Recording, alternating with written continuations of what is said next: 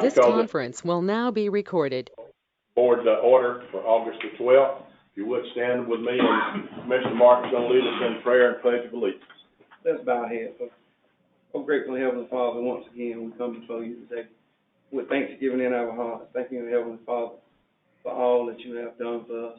Realize, oh Heavenly Father, you sit high and look low. We ask, oh Heavenly Father, that you help us with this virus. Oh Heavenly Father, we ask that you bless everyone that's in this meeting, and a special blessing for Commissioner Kelly and his wife. In your name, amen. Amen. Allegiance to the flag of the United States of America and to the republic for which it stands, one nation, under God, indivisible, liberty and justice for all. Riley, turn. Roll call, all five commissioners are present as county manager, city clerk, and the attorney. I'll move to the adoption of the agenda. We have one item that we need to add on to for number 13, and it will be the review and possible approval of the easement offer from Gulf Power for the power right away. Move adoption of corrections, right, additions, excuse me. Second. All right. Motion, any more discussion? All in favor? Aye. All opposed? 5-0. Let somebody else respond. 12. 12, second. There's 12. It's 12. It'd be 12, correct me that, I'm sorry.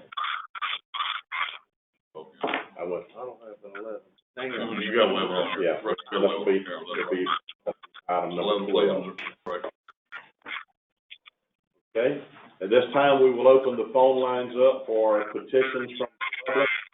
You will state your name and allow us to call on you after we do it. We will have some public hearings, just a few minutes, and if you wish to speak to those, if you want to hold to that time, we will mics again. Do we have anyone that would like to address the board?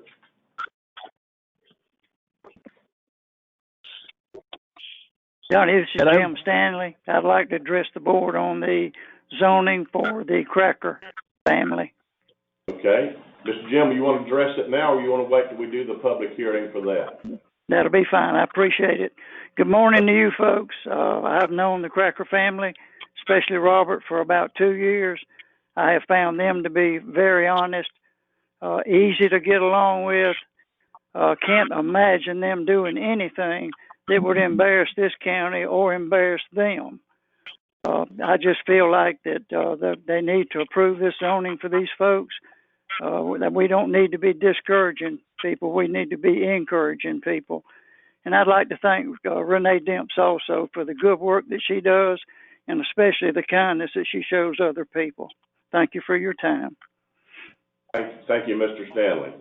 Do we have anyone else that would like to address the board in public comments? Yes, sir. This is Norman Garbutt, Garbutt, and I live on Whistler Bluffs Way in Lee, and I have for the last 15 years. I don't think that this would be an appropriate place to put a store or anything.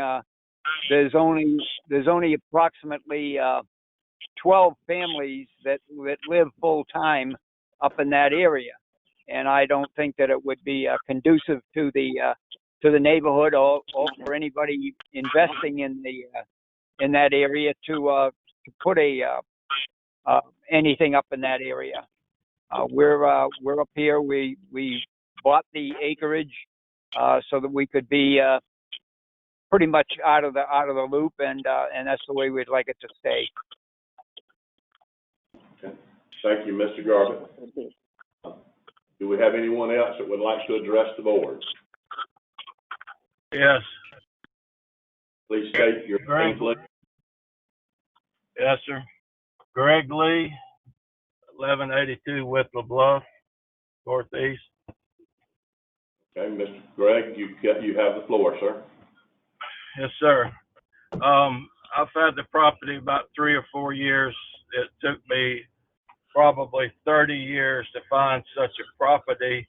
Right now on Highway 90, that's basically a dirt road, and with residents living down it, we don't have any. It's no through traffic. We don't have any people driving around. What my concern is, if something was put there commercial, and I have experience with it in the past, if something was put there commercial, I'm afraid it would stop the traffic. Would have just people coming and going. I've had my old residence was commercial behind me. I did not know that. I woke up one morning with a bulldozer and they're putting apartments in there, and I went from 20 neighbors to 200 in just a short time. I'm not opposed to commercial property in its place. I'm not sure why this is going commercial, but I do know what commercial brings. I also had experience with commercial property at this, and they put a sex shop right down the street, and the only reason you couldn't stop it because it was already commercial. So I just enjoy it like it is. I don't want further traffic, and I don't want what commercial brings, and that's all I have. Thank you, sir. We have anyone else who'd like to address the board?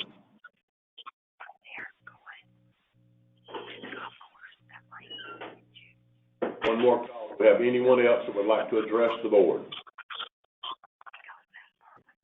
Hearing none, we will mute the mics. We'll move to the approval minutes. We have the regular July the 22nd. The regular meeting, we have the budget workshop also on the 22nd, and the road workshop the 22nd. Mr. Chair? Yes, sir. I move that all minutes be adopted as presented. Second. Commission. Mr. Chairman, Yes. just one correction noted, I did read them. There was some slight mistake. They showed I was here for the budget hearings and, also the, special, but wasn't here for the regular meeting. It said online. I was here for all three. That would be. Correction noted. Any more discussion? All in favor? Aye. All opposed? Carries 5-0. This time we will open the floor to constitutional officers. Do we have any constitutional who'd like to speak? Yes, I do. You have the floor, Sheriff. Thank you, Mr. Chairman. Feel compelled to speak today just to try to suppress some things that have been going on. Unfortunately, it's been brought to my attention by several phone calls from the public. You probably received phone calls of people concerned about rumors and the prospect of things, of crimes being committed here in Madison County. People watch the news, they see things happen in other states and other parts of this country, and they're concerned, then they start calling, and I understand that concern. Unfortunately, what you see in so many of these other states, I can tell you it's not going to happen in Madison County. Parts of the states, there's whole different systems in place. There's municipalities that do law enforcement. In the state of Florida, we have the office here, and there's a big confusion about that sometimes and what the sheriff's responsibilities. We would do what we want. I can just tell you that we won't be handling situations, if there ever were any, which I don't expect there to be. If there ever were any in this county, we won't be handling like they handle them in court.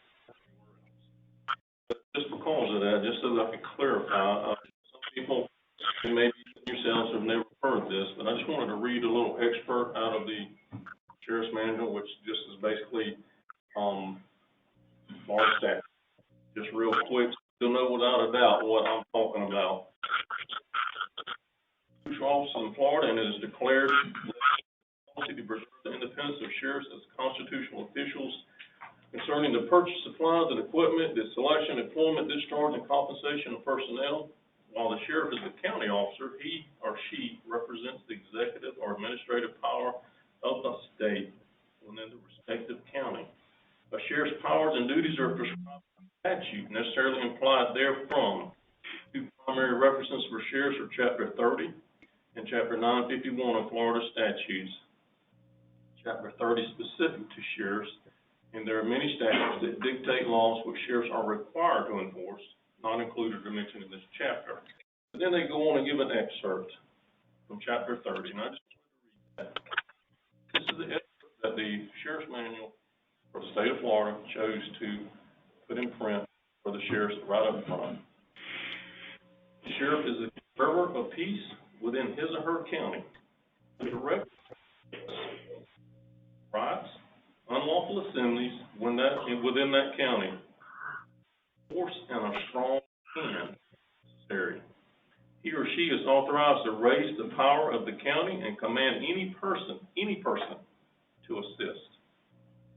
The sheriff is authorized without warrant to apprehend any person disturbing the peace. He or she is the executive officer of the various courts, which requires him or her to attend all terms of the circuit and county courts and execute all processes of the Supreme Court, circuit courts, county courts, and the Board of County Commissioners. That's why we go through all this process with these, things with Cherry Lake and all these other things. That's my requirement.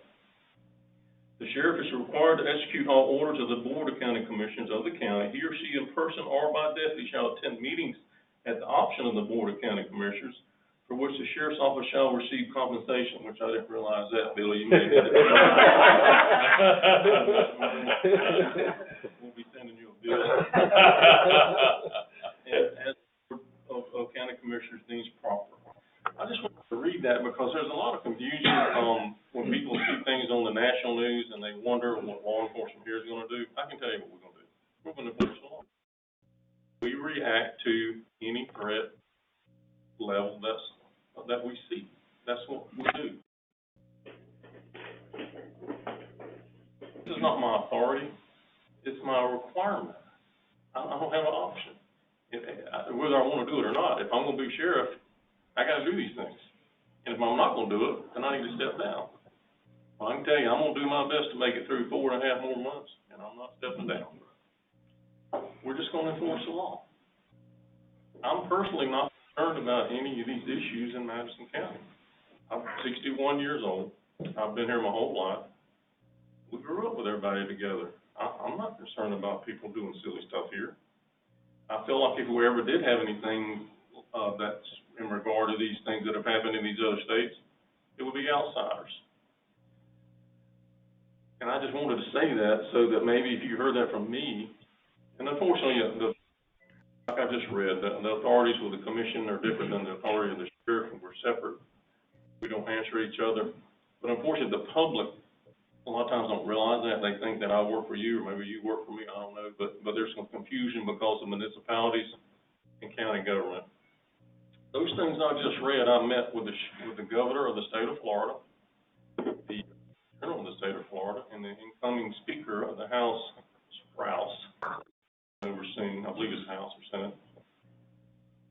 They commanded us by the authority of the governor, by the authority of the Attorney General and the new speaker, which is going to be in charge basically of leading the legislature, to enforce that paragraph.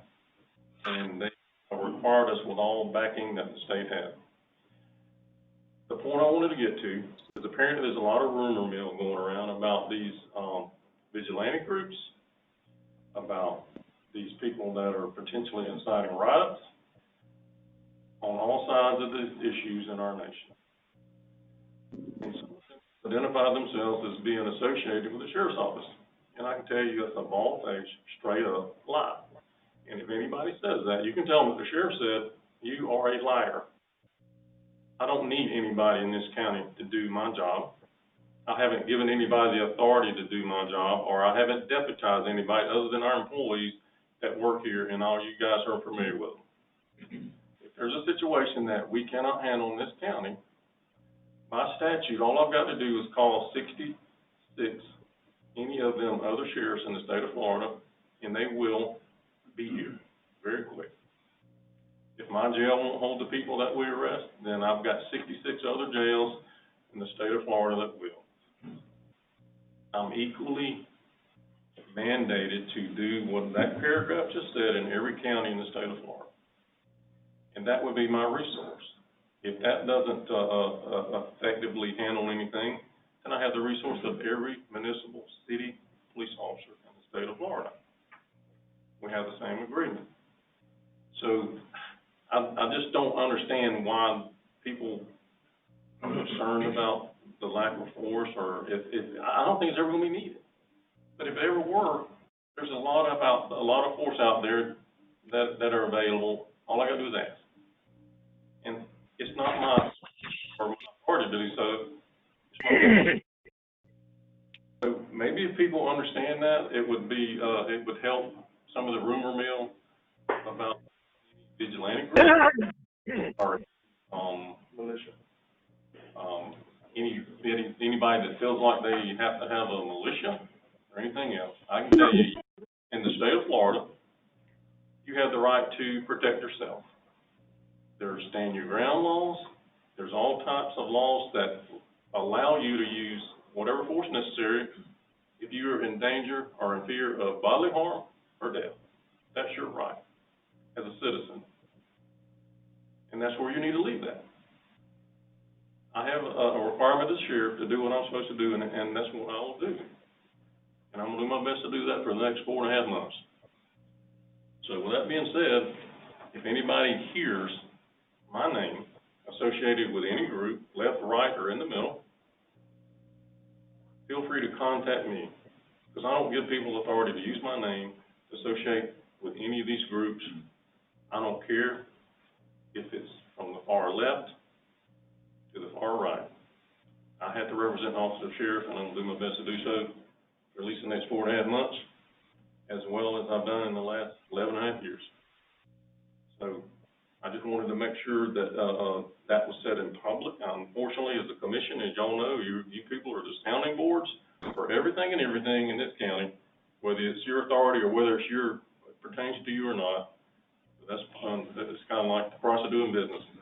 I felt like this is the best place to present that and in a public setting. So if any of you guys, because I know you got questions, you're commissioners, you represent people in this county, and people call y'all all the time, I'm sure, about all kinds of crazy stuff.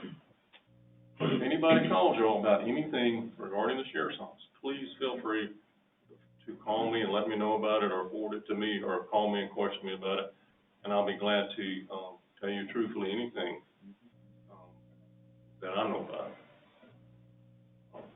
Any of y'all have any questions from me about any of this stuff? Me up to dry, babies.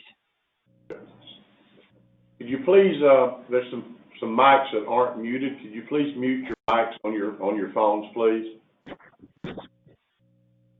Sheriff, I don't have any questions, but I appreciate what you guys and your staff does, and I appreciate you bringing this out and putting it out in the public so everyone will understand. There's been some rumors flying around, and you pretty much put it to bed. I appreciate it. Mr. Chair? Yes. Mr. Chair? Yes, sir. Jerome from City Hall, City Manager. I met with the sheriff yesterday, and we had the very same conversation he just finished giving you. And I'm passing that information on to the Chief of Police and all of the Madison police officers. We will follow the same suit as the sheriff, and I just want to thank him for his assistance if it's needed. Thank you, Jerome. Anybody else have anything for the sheriff? Well, just a comment, Mr. Chair. Presentation was good, and with a lot of the situations we encounter as commissioners, the public's level of understanding is it's on a different level. So we'll clarify with the public some of the information that needs to be shared. I appreciate that. Thanks, Sheriff. At this time, do we have any more constitutionals online that would like to address the board? Hearing none, we're going to move down to our public hearings and new business. Renee, are you online? Yes, sir, I'm here. Okay, we're going to go to item number 1. This is the public hearing, or second and final hearing on the LDC 20-01, an application for local planning agency to amend and Texas Land Development Code by establishing a setback of 50 feet from lakes, ponds, and wetlands.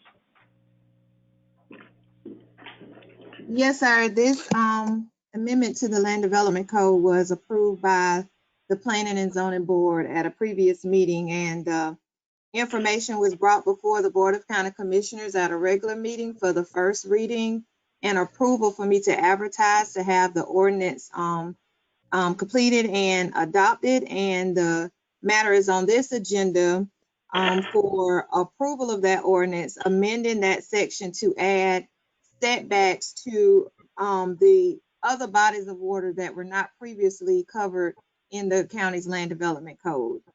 There was a 50-foot setback that the board wanted to approve on all lakes, ponds, and rivers, and on our wetlands within Madison County. So that's what the ordinance details, those additions to the land development code for your approval. Do we have any discussion? Yeah, oh, excuse me. We'll open this up. We're unmuting the mics at this time. Would anyone like to address the board during public hearing comments?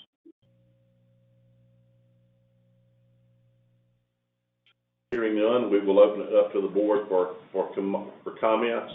I do want you to, before we go any further, I want you to look at part of this ordinance, and it's not worded very clearly, I don't think, and I talked to Renee about this yesterday. I'm having trouble I've lost my connection here on my, but it says that there has to be a 50-foot natural barrier on lakes and ponds. It was intended for structure, but it says a 50-foot natural barrier. A natural barrier would reference underbrush and foliage work, and I just. They wouldn't be able to maintain it? No. According to what is a natural barrier, my understanding is natural barrier, and that means leaving it natural. It's next to the last paragraph. I've lost my connection. But I have some reservations because if the intent was for structure, but if we pass this with a present wording, I don't think that would be. I think that's on page 135, paragraph. It is paragraph E, yes. Mr. Attorney, you can give us an opinion on that? Yeah, and actually, it's D and E. If you've got D, talks about a 75-foot regulated natural buffer from rivers, streams, creeks, and then E does a 50-foot buffer adjacent to other lakes and ponds and that kind of thing. So, I think you could change that. Kind of fun at this meeting, but you could change that to a setback. You could change that to a building setback. What is the concern that you want to keep buildings out of that area, but you want to let people have hedges and trees? Absolutely, and that kind absolutely. of stuff? I think the intent was buildings and structures, but the way it's worded, it would cover anything that could be done as far as natural barrier, in my opinion. I think if you struck the word natural, you probably would get there. It says there shall be a 75-foot regulated natural buffer adjacent to the rivers, et cetera. Residential, commercial, and industrial uses shall be prohibited in the buffer area. But agriculture, silviculture, resource-based activities allowed in the buffer area. Just the word natural? Yes, it's natural. I'm concerned because I've had a couple of landowners that had some lakes, and they actually have cleared down to a dock or a recreational area, and they're concerned that they would not be able to maintain and do that because they're saying natural barrier. Right. In my opinion, would be leaving it untouched. Does that mean you can't mow the grass? Sure. Or open up a dock area or recreational area on a private pond. Mr. Chairman. Yes, sir. Mr. Reed, do we need to make a motion to just strike the word natural, or can we go by consent or how? I think if you want to make changes, what you would do is you would vote to approve the ordinance, but with the following changes, and then list out, whatever changes you're interested in. make a motion to approve it by the word natural.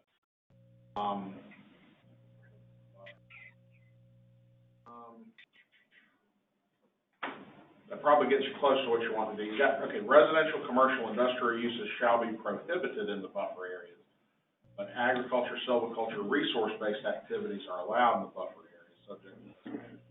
But I mean, agriculture, silviculture, something like that, that means that they can. Right. So, yeah, so in other words, if I've got a bunch of property right by the river, I can plant trees right up to the river. Sure. You know, I can graze cows, I guess, subject to best management practices, you know. Best management practice, I don't think allows you to graze cattle right up to the river. I think you gotta have, you gotta back it off, but you would just be subject to those best management practices, not what you got here. But if you have property owners that own lakefront property, a lot of it, they want to maintain their yard and they want to maintain property To down. me, natural doesn't, would not allow them to do that. Yeah. What, I'm a little reluctant to make this change right here without us really having thought it through. I think what y'all might do is y'all could, continue this to the next, meeting. Now, you're gonna have to re-advertise, and all that, but I think you can continue it and we could come back and give you some, some alternative language. What's bothering me is where it says residential, commercial, industrial uses are prohibited in the buffer area. I certainly think an argument could be made that a dock or a cookhouse or something like that would be a residential use, and if that's prohibited in the buffer area, now you can't do that. So that's probably what we kind of need to think through. I think probably what you'd want to do is you'd want to say all of those uses are prohibited in the buffer area except for, and then give some exceptions like that, like you know, a dock, a cookhouse. Recreation.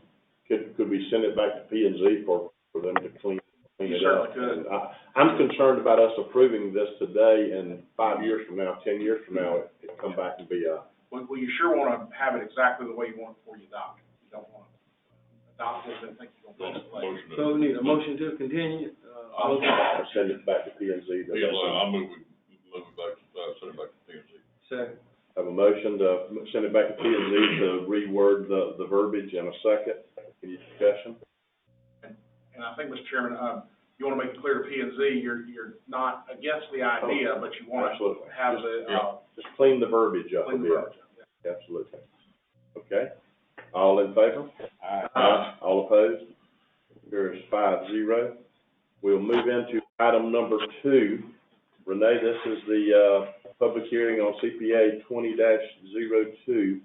The request by Sean Marie White to change a 10-acre parcel of land listed as parcel 16-1F-11-1530-003-01G due to commercial. Feel like Billy on one of the resolutions here. Renee, would you address the board? Can I ask a question about the previous one real quick, the one we just voted on before we do this one?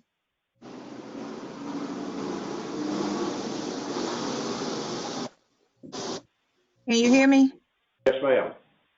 Can I ask Tommy a question about item number 1 before we move to 2? Just Yes, so I ma'am. have clarification. Tommy, will I be required to advertise this, or can I put it as a regular agenda item for P&Z just for them to discuss their intentions, propose new wording, and then re-advertise for it to go back before the board, or do I need to advertise both? I think we're starting over, and so when you send it back down, so you'd have to do the same advertising you did the first time. Gotcha. Thank you. I'm nervous now. Okay, Renee, now we're at item 2. Okay. Item number 2 was a request that was made by Ms. Shawn White. She had 30 acres of property out off of Highway 90. She split those parcels into 3 10-acre parcels, and she applied for a comp plan amendment to rezone 10 acres of land that fronts Highway 90. The application, when it was made, was her intentions were for type of general store to go in the area and possible restaurant inside the general store. Advertising was completed. We had our public hearing with planning and zoning on Thursday. The board did vote not to approve it based on the recommendation that the change was not suitable for the area. Most of the board members were in favor of leaving it ag and seeking other options to accommodate Mrs. White's request. I have everything in the packet that supports what she's wanting to do, including the recommendation from the board, the minutes from that meeting, as well as her application and submittals. I believe Ms. White is on the phone to address the board, as well as potential individuals who's wanting to speak in favor or against the request. Thank you, Renee. We're going to open the mics up for public comment at this time. Ms. White, did you wish to address the board? Yes, sir. Thank you. Good morning, commissioners. My name is Sean Marie White. My husband, Robert Cracker, and I live at 115 Southwest Pinckney Street in Madison, Florida. I'm a garden director and a realtor. I'm a member of the Madison Garden Club. Robert's a commercial pilot.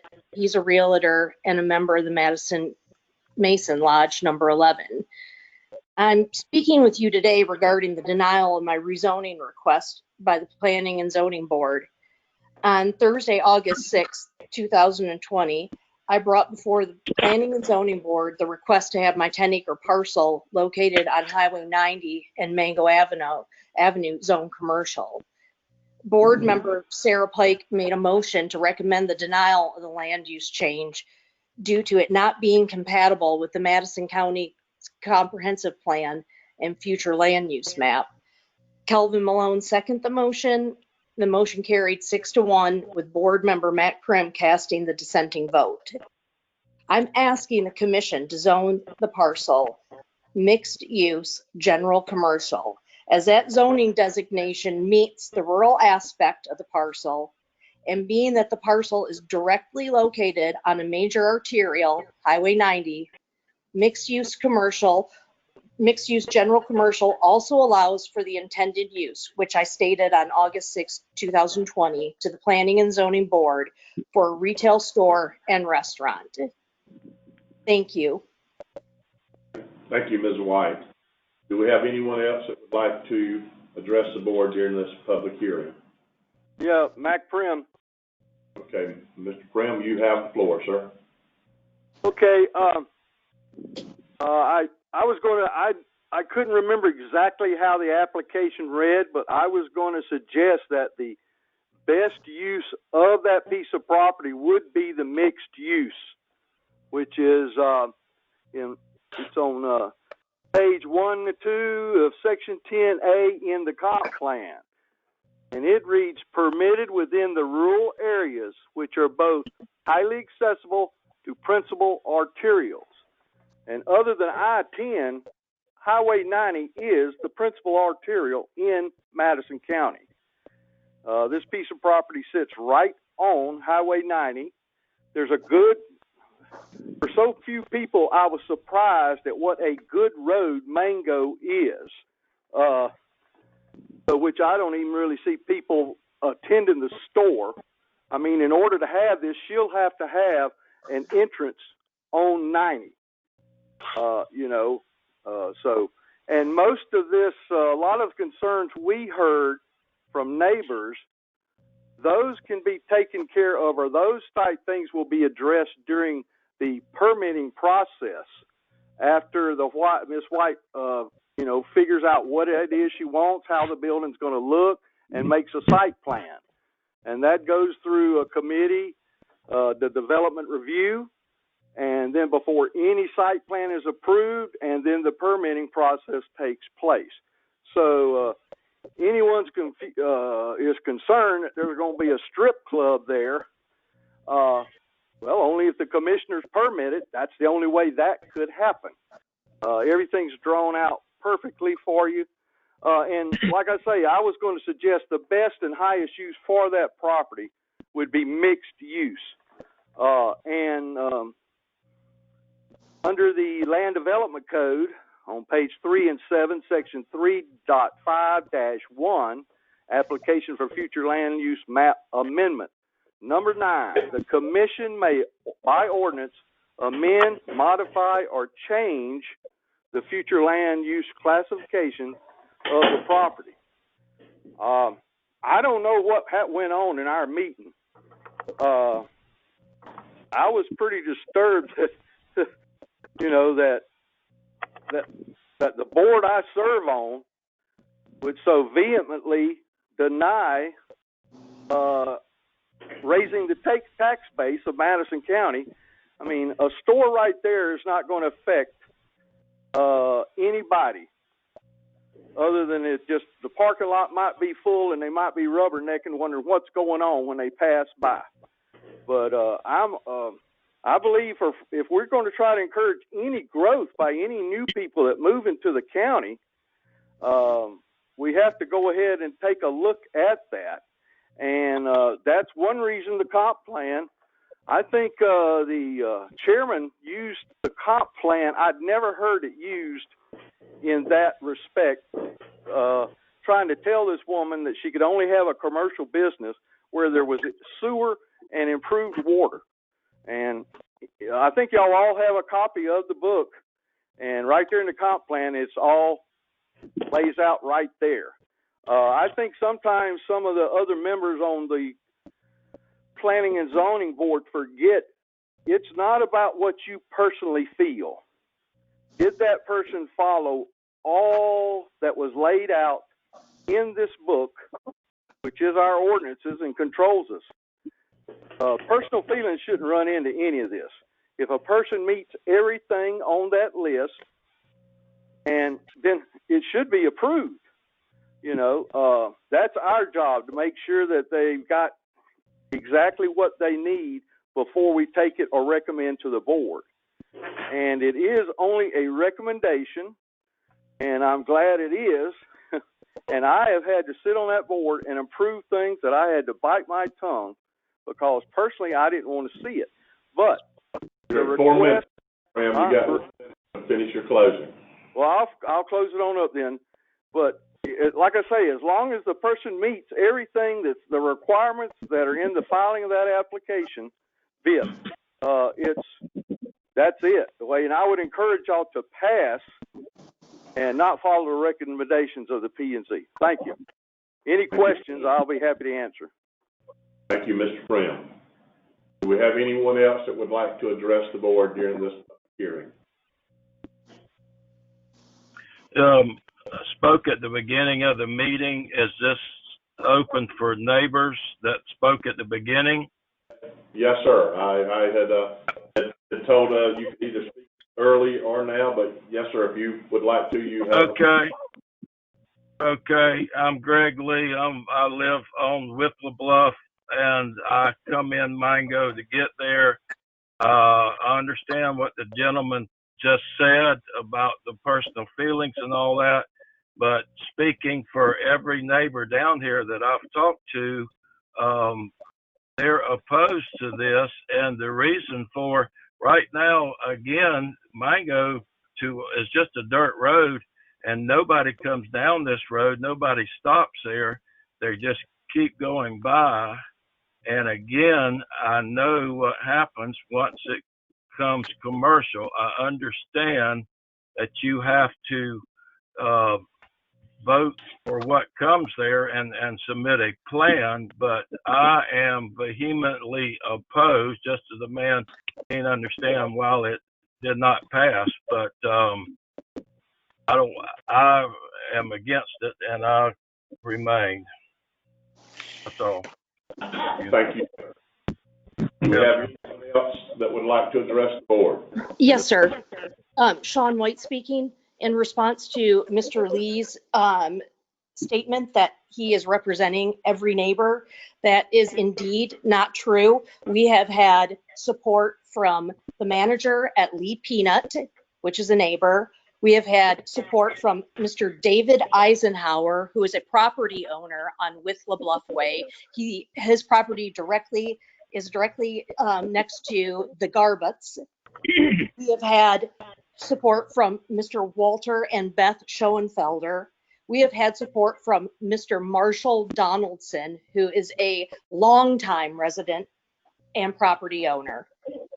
We've also had support from Mr. Jim Pafford, Miss Frances Copeland, Mr. Jim Stanley, Mr. and Mrs. Junior Odom,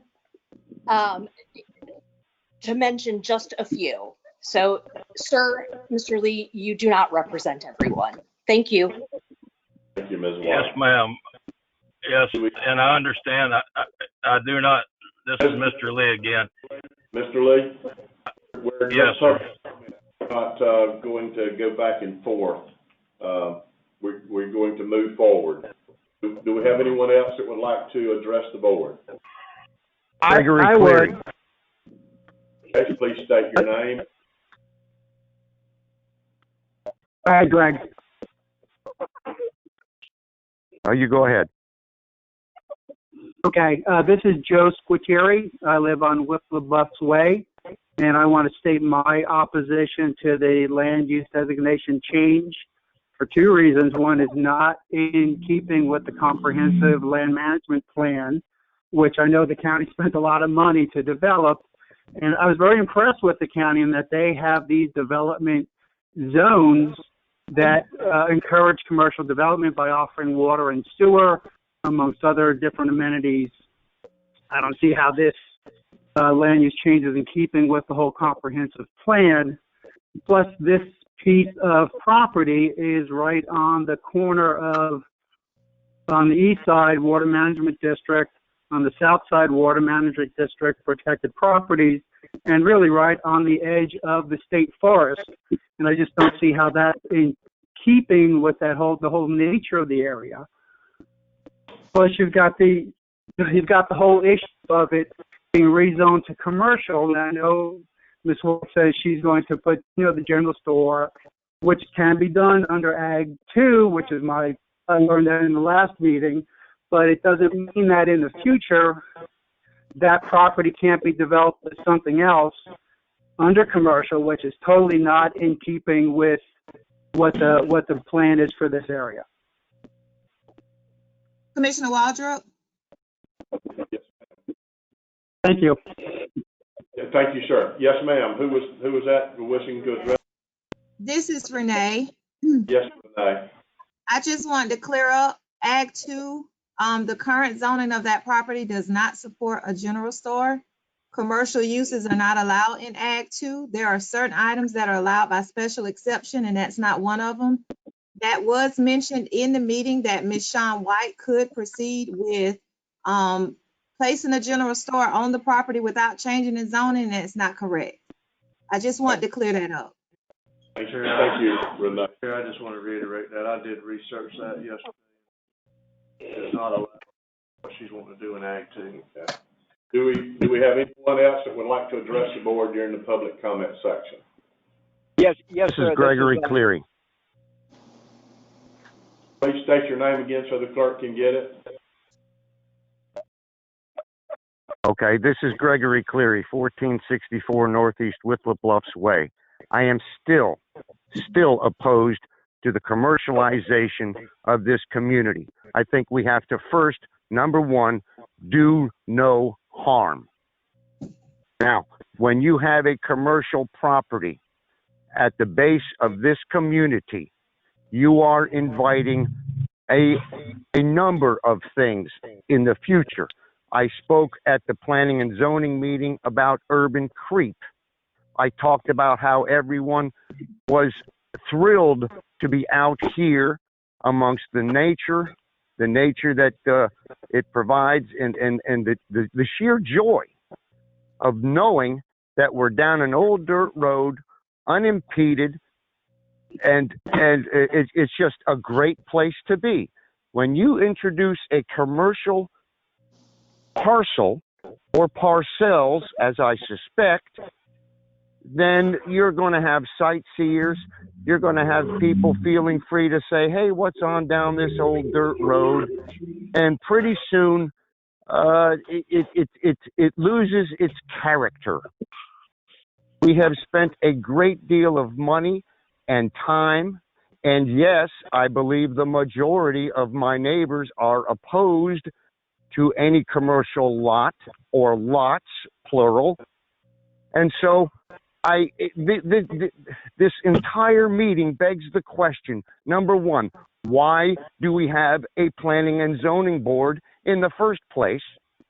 Number two, why did we spend the money on a comprehensive plan so that we might prevent the encroachment, the urban creep? If, as Mr. Prim says, this property won't affect anything, then why commercialize it? Why even put a business there if it's not going to affect anybody? That means that nobody will come to this business. It was a contradiction. So, in closing, let's stick to what the zoning and planning board had dictated and put this to bed. Thank you for your time. Are there any questions? Yeah, yes, sir. I have a response to your statement. If I've got a wonderful letter from the manager at Lee Peanut stating how his employees have to travel over to Hamilton County and to Suwannee County in order to have lunch every day. How many people work over that live in Madison that work over at Pilgrim's Pride Chicken Processing? How many people? You tell me, madam. Excuse me, please let me speak. I let you speak. Don't be rude. How many of those people travel every day into Suwannee County and spend their money in Suwannee County at JVer? Wouldn't we rather, as a community and as a county, keep our tax dollars here? How about if we bring people from Suwannee County into Madison County so that we can support Madison County and we can have tax dollars coming into Madison County, which happens to be one of the poorest counties in the state of Florida. With closed-minded backwater thinking like yours, this county will stay that way. Thank you. White, I'm going to have to stop you here. We're not going to do bashing. We're here to do business. Please. I don't get to rebuttal. I'm sorry. That was disrespectful. There's enough of this. Does anyone else that hasn't already addressed the board wish to address the board? Hearing none, we'll close the comment section and we'll open the board comments. I guess I'll start out. Okay. 2 years ago when I ran the campaign, part of it was to try to get businesses to come to Madison, get mom and pop businesses to come to Madison. It ain't like that. We got a bunch of people standing in line want to come to Madison. So I feel that whatever that we need, whatever that we can do to entice a business to come to Madison, that's what we need to do. Some don't understand that, and I appreciate what they do. We need to convey that to them. Mr. Martin, yes. Mr. Kelly? Yes, sir. I would echo what Commissioner Martin has said. I feel the same way when I first ran 4 years ago, and I feel the same way now running right now. And also, I have received a lot of letters. I've received a plethora of phone calls. I'm sure all the other commissioners have too, in support of the White's property. I am deeply concerned too, Mr. Chairman, about apparently comments that were made by the chairman of P&Z to Ms. White in reference to Ms. Dents. That just tells me that she would make a comment like that, that she's not qualified to be there. Renee does an outstanding job. I think she has worked hard out in the job since she's been in it. I see her working on it full time. She has dove into this job and researched and very well, and I think she's doing an outstanding job for B&Z to her process of denying this rezoning request. I think is very bad, and I support it. Thank you, Commissioner Martin. Thank you. Thank you. Thank Mr. Kelly. And I left out the comments, and I was gonna deal with the comments later that was made towards Renee, because I feel like that was wrong, but I was gonna address that. Any more comments from the board, discussion? Yes, sir. I just want to ditto what has been said already. P and Z board is an advisory board to the Board of County Commissioners. And in reference to the gentleman that made the comment about the urban creep, I like the word urban sprawl, and we can use a little bit of that in Madison County. We're on the bottom rung of the economic ladder here in Madison County. We need some businesses here in Madison County. We've had to make some tough decisions. Things help over some businesses. And I don't mind going out on a limb and doing the same thing again to help Ms. White with her project. Thank you, Commissioner Moore. Any more comments from the board? Mr. Chair, yeah, I've had a lot of conversations with those in support and opposing the zoning change, and one of the concerns was with a 10-acre parcel, and I understand the general store concept is fine, but whether or not the 10 acres is required for a general store, and not necessarily what the general store would bring, but what other commercial types of businesses would that may not necessarily meet the community's atmosphere. That is a concern that I would have, as well as the people who live out there. And I guess the question would be approving the zoning change, whether it be the entire 10 acres or what's required for that commercial business being a general store, 2 to 3 acres, something like that. Thank you, Commissioner. Well, my thing is, and as I listen, and I've been contacted by both sides of this, and Mr. Brown made a point that Highway 90 is a major artery for the county, and it does have trucks, and it's to me it would be a benefit. How can we sit here as a board of commissioners and promote and business, and then stifle it every time it tries? Right. So I would be in favor of that when it comes down to it, if it does. But I think we need to look forward and encourage and entice business, not try to push it out. And going back to what Commissioner Kelly said, and we're going to discuss that, Commissioner Martin said, but we do need to get a handle on our advisory boards and make sure that the dog's wagging the tail and the tail's not wagging the dog. At this point, any more discussion? I'll open the floor for a motion. Motion to request. Motion made by Commissioner Martin to approve it. Second by Clarification, the recommendation was to deny. But, so right, we need. we're actually, let's reword that. let's reword the motion. To accept the zoning. Motion. Bill, did you get that? To approve the request. To approve the request For the zoning change. Yes. Small scale complex. And the second still stands. Any discussion? All in favor? Aye. All opposed? This carries 5-0. We're moving to the next item, public hearing number 3, grant request for the communications tower on Kenjack property. This is actually tied into the next item, but they had to have a vault variance because of the setback to what would be compared to the property line. Renee, are you still with us? Excuse me for just 1 second, I'm sorry.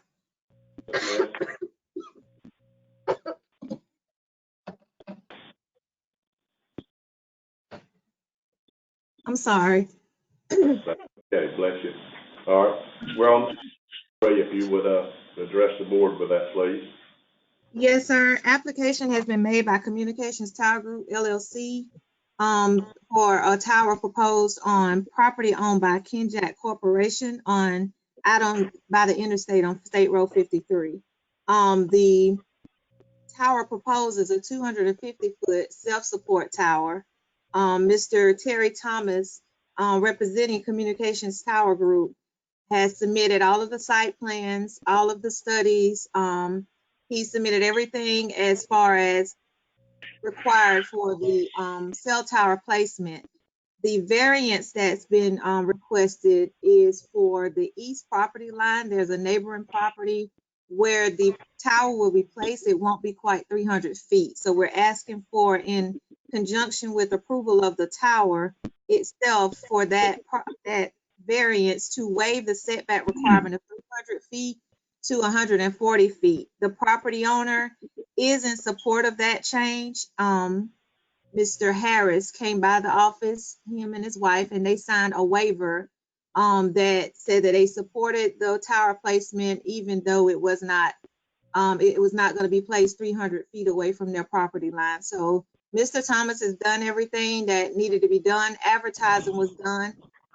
Property owners had the opportunity to contact me in favor or against. I have not heard anyone against this project. It went before P&Z on Thursday night as well, and it passed. There was no opposition from the board on either request. So it's before you today to approve or deny the request to place the tower on the property as proposed.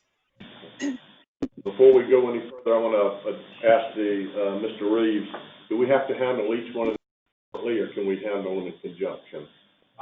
You really should handle it separately. The variance is required so that the qualify for the other one. So I would do the variance first. If that doesn't pass, there's no need to do the second one. If it does pass.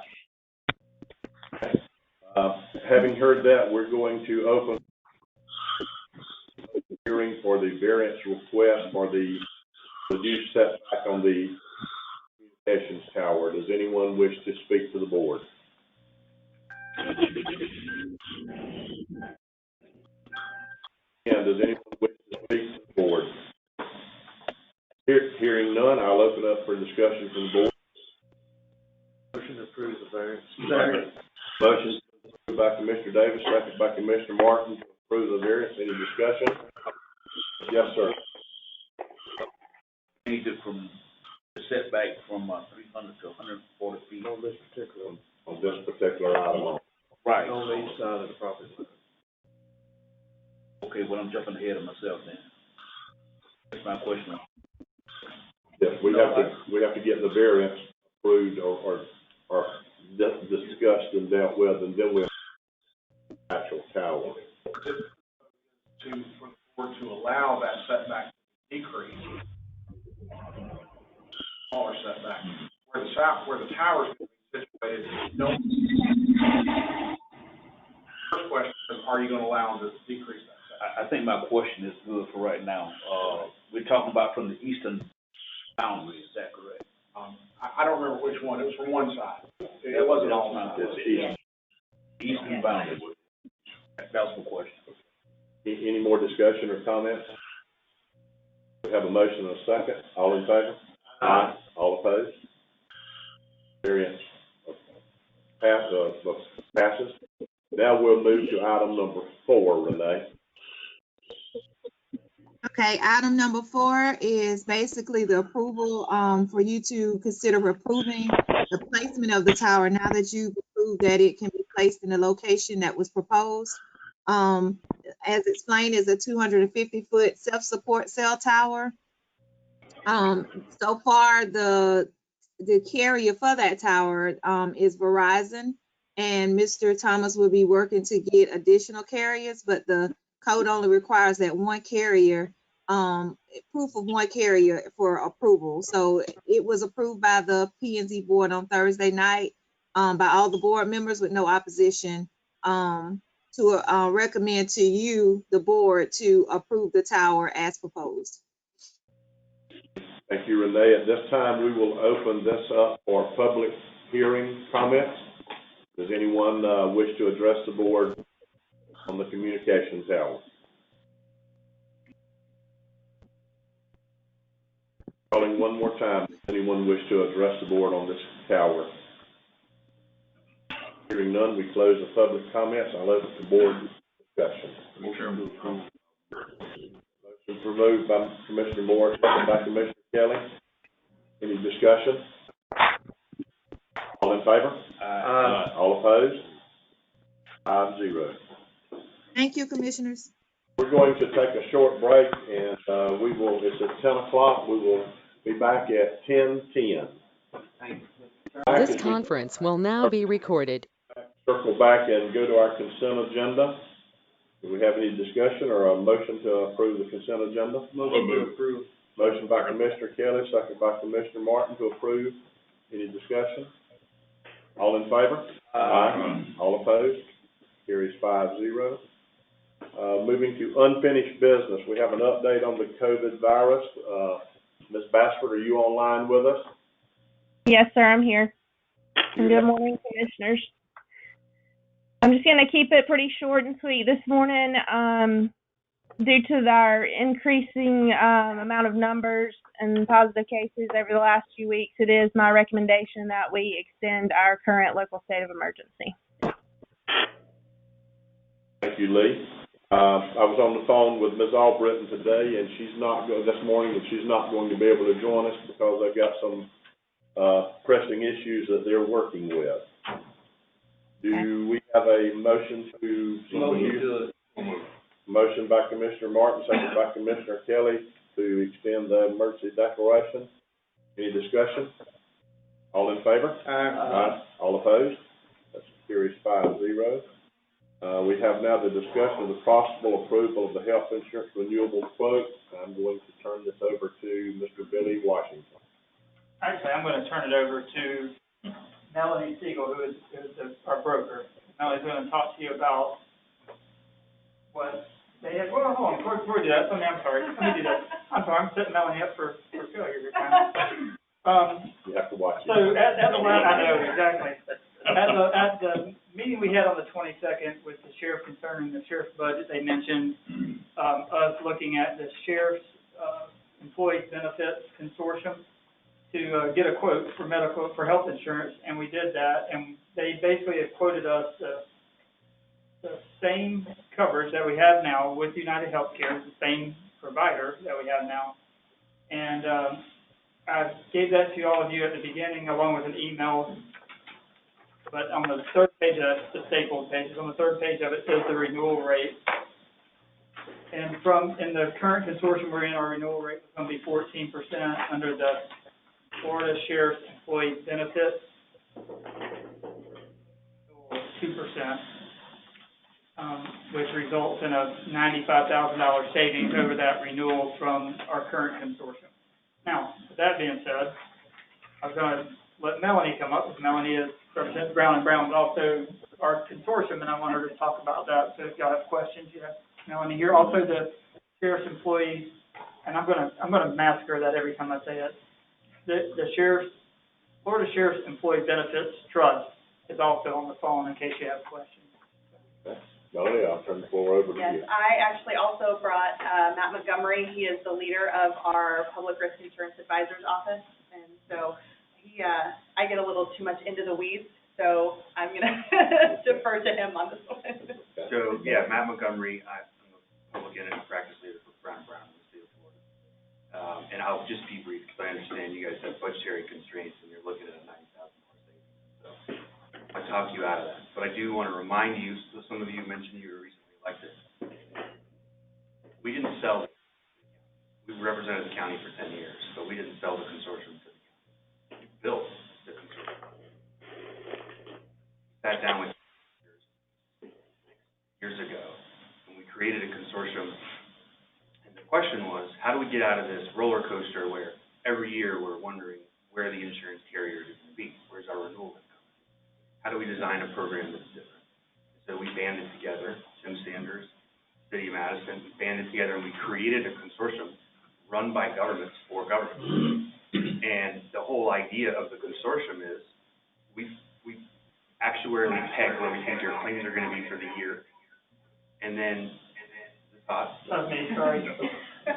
we actuarially peg where we think your claims are going to be for the We have an administrative load on top of that, which in our program is less than 10%. And then we throw 10% on top of that for a buffer. And then whatever you don't use in claims comes back to you. And so it's really a hard thing to beat, because if our actuarial numbers are wrong and we're high, then you get the money back, okay? So what you're talking about from a $90,000 savings standpoint on the table today is the worst case scenario max spend cost the sheriff's trust is offering you is $90,000 under where our maximum funding is. But the trust that the sheriff operates doesn't give you your money back if you have a good year. There's some reasons to think this. One is you had a couple of bad ones, and typically we know 5 out of 7 years our members in our consortium get a return of surplus. Medical claims suppression because of COVID, people are avoiding hospitals and avoiding procedures. So I only say all that just to remind those of you who were here and to educate those of you who weren't here. FGHS is run and operated by its members. Mr. Washington sits on the board, Mr. Weiss sits on the board, and we have built what we believe is a fail-proof, foolproof way for cities and counties and districts in the state of Florida to buy health insurance in a transparent manner. Also, just to be clear, our firm, nor United, nor Benecon, the actuarial team, makes any more money with your premiums going up or funding going up. We're on a fixed fee. And so I just would urge you to consider that having faith in the program you've built over the long term is going to produce best results for the county from a cost standpoint. It's definitely a long-term strategy. We've returned just shy, about $10 shy of $73,000 to the county. So it has proven to work, and again, like Matt said, there's definitely going to be those higher cost claims years. There is one of the high cost claims that has dropped off the plan, so going forward, those will not continue So again, as Matt said, we have every reason to believe that this will be one of the good years. The only other thing I'll mention is this, and I know there's a member or a representative of the other trust. One of the great things about our program is you can't laser anyone. What a laser is, you know, we collect a certain, you pay a certain amount of money. So in our program, the reinsurance carrier can't laser anyone, which essentially means they could double or triple that amount that you owe. Well, that could be $100,000 on one claimant. And so you may think this is a $90,000 savings, even though I'm telling you it's not, because we have opportunity for surplus in our program. But if there are lasers, and we did see some language on lasers in their proposal, and I don't understand it, so maybe she can explain it. But that's something you need to know up front, because if you have one claimant that tops $100,000 in claims, depending on how high the laser goes, that could be an unforeseen cost. Also, if they have lasers, they could laser people going forward, high cost claims. So, Thank you, Matt. We're going to go ahead and allow the other representative to speak to the board, then we'll open it for comments and questions. Mr. Washington, could you tell me, was it the Sheriff's Association on the phone? I see several of them. Okay. Do we have someone that would like to address the board from the Sheriff's Association Insurance? Good morning. Yes, sir. This is Tracy Roseman. I'm the Chief of Employee Benefits for the Florida Sheriff's Risk Management Fund and the Florida Sheriff's Employee Benefits Trust. And I am here to address all of the points that Mr. Montgomery brought up, and then also answer any questions you all might have about the trust. First of all, the numbers that you see that we've provided to Mr. Washington, those are your maximum claims liability. And we have funded for 125%. So you're seeing, you know, a potentially worst case scenario. And I believe your current program is at 110% according to the information we were provided. Also, if there is, when there is an overage in the pool, those funds are reinvested into the program, and any overage beyond that is put back into or given back to the sheriff's offices, and its members, which are the constitutionally elected offices. We are not on a commission at all. We are, there's a flat operating cost that's set on here, and all that information is fully outlined. We are owned by the Florida Sheriffs. We are run by the Florida Sheriffs. We are all employees of, this fund is fully owned and operated and governed by the Florida Sheriffs Risk Management Fund and the Employee Benefits Trust and those constitutionally elected offices that are members. And so our one sole goal is to operate on behalf of our members. We are not brokers of any other sort of industry. So that's our sole focus. And many of our employees have come from the law enforcement or public entity field prior to working for us as well. Also, from the perspective of the laser information you see on there, whenever the policy was switched a couple years ago, there was one laser put on there, and we have in our contract language, there's no new lasers, so there'll be no additional lasers. And that laser has been decreased, and a part of that laser is pooled across the members of the pool. And so it doesn't hit the one single county that has it. So I just wanted to, offer that up to rebut those particular points that were thrown out. And did I miss anything? I'm sorry if I did. Ms. Rosen, we're going to open this up for discussion and questions from the board from both parties. At this time, does anyone from the board have any questions for either carrier or either party? Mr. Chair, just quick, I just wanted to clarify that if we switch over to the new vendor, that our employees' current benefits are parallel to the new plan, pharmacy-wise, medical, doctor, would have to find another carrier, another medical facility, primary care. Will all that continue as it is today? Yeah. Ms. Rosen, did you understand the question? Yes, it sounds like you're asking if the provider network would remain exactly the same, and also would the benefits quoted exactly the same. Is that correct? That's correct. Okay. Yes, sir.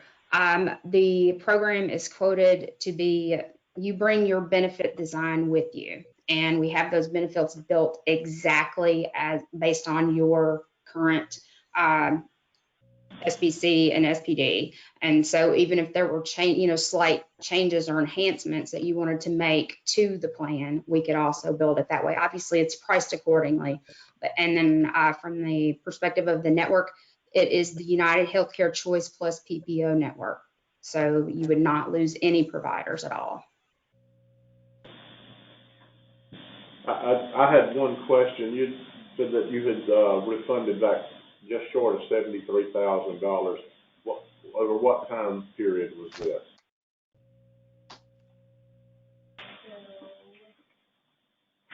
For the 17-18 plan year was $48,872, and the 18-19 plan year was $24,119. So we're talking over a two-year span. Yes. We're looking at a $73,000 return or a $95,000 savings upfront. So, just to clarify that. Any more questions or comments? Yes. I'd like to ask a question. Tracy, are you still online? I am. Tracy, this is Ep with the Sheriff's Office. Yes, sir. Could you further explain as well as far as the reserves that get built that can be used in later years? I sure can. When you, we talked a little bit about this with Mr. Washington as well. Your reserves are built out, and it's also outlined in kind of the spreadsheet of numbers that we provided, but a portion of the billed premium, if you will, that we're charging or putting into your account every month also builds your reserves. And should you not use up all of that, that's also building your reserves. And if your reserves are above the amount that's really needed to fund, or help fund your claims out, then we can also utilize your reserves to help in, reducing your premiums in following years. You can also put additional funds into your reserves in lump sums at renewal time to help in the reduction of your premium dollars as well. Is that the point you wanted me to make, or did I clarify that well enough, or would you like me to expound a little more? No, I think that was clear enough. Do we have any extra questions from the board? At this time, we need to move forward because we are into the budget process and to decide, make some decisions as far as which way we're going, so Mr. Washington will know which way we're working with our budget. Mr. Chair, do we need to notify current carriers that they're here? They're our brokers, so they would be the broker regardless of which way you go. Am I correct on that? Okay. I'm sorry. We will be the broker for the rest of the coverages. If you choose to move, we are no longer the broker for the medical. Cool. But that would be just okay. Well, with the amount of savings that we're going to get from that, making that move, we have to go ahead and make the switch. Mr. Chairman? Yes. And one thing, we had certain dates we had to make in order to opt out of the consortium in that agreement. Are we still?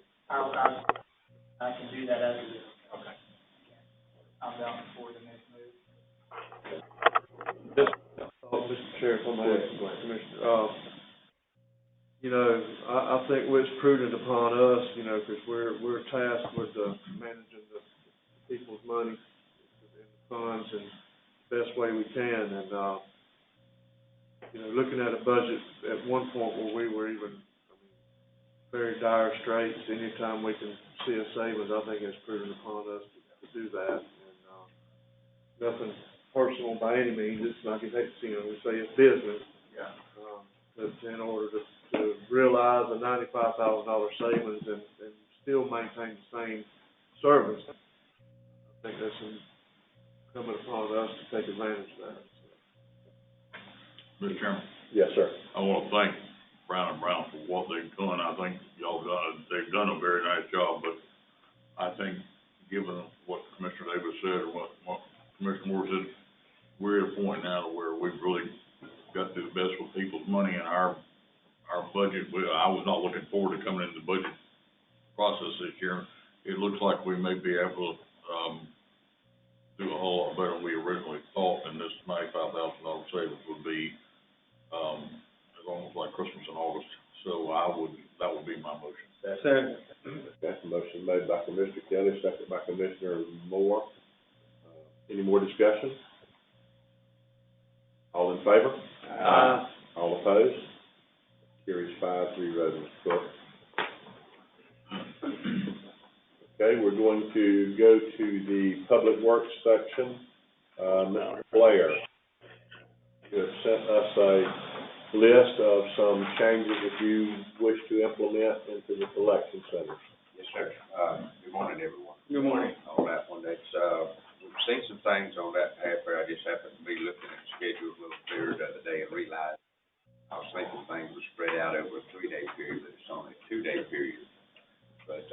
y'all approve, like to on that half fair without any extra expenditures, we can actually move our collection centers where they're from 7 to 7 on that one and, improve them days, so that'd be a lot easier on us in office and everybody trying to remember that. Along with the same thing as, San Pedro, sermons and there, we can extend them 2 hours a week on that they have to get. Just thought it would be something of interest to y'all on that, something we could put together. Any discussion or Just, questions? just a question, I know we did this in the past because of a new, part-time employment regulation, the number of hours you can work an employee a week. And I think that when Alan was here, we implemented that schedule to accommodate that requirement. If I remember right. Is that which way y'all remember? Yeah. This wouldn't affect the No, number of, it wouldn't affect it. Actually, what it would be is some of my full-time staff, the 40-hour people, will be filling in there when their duties can change, they're caught up.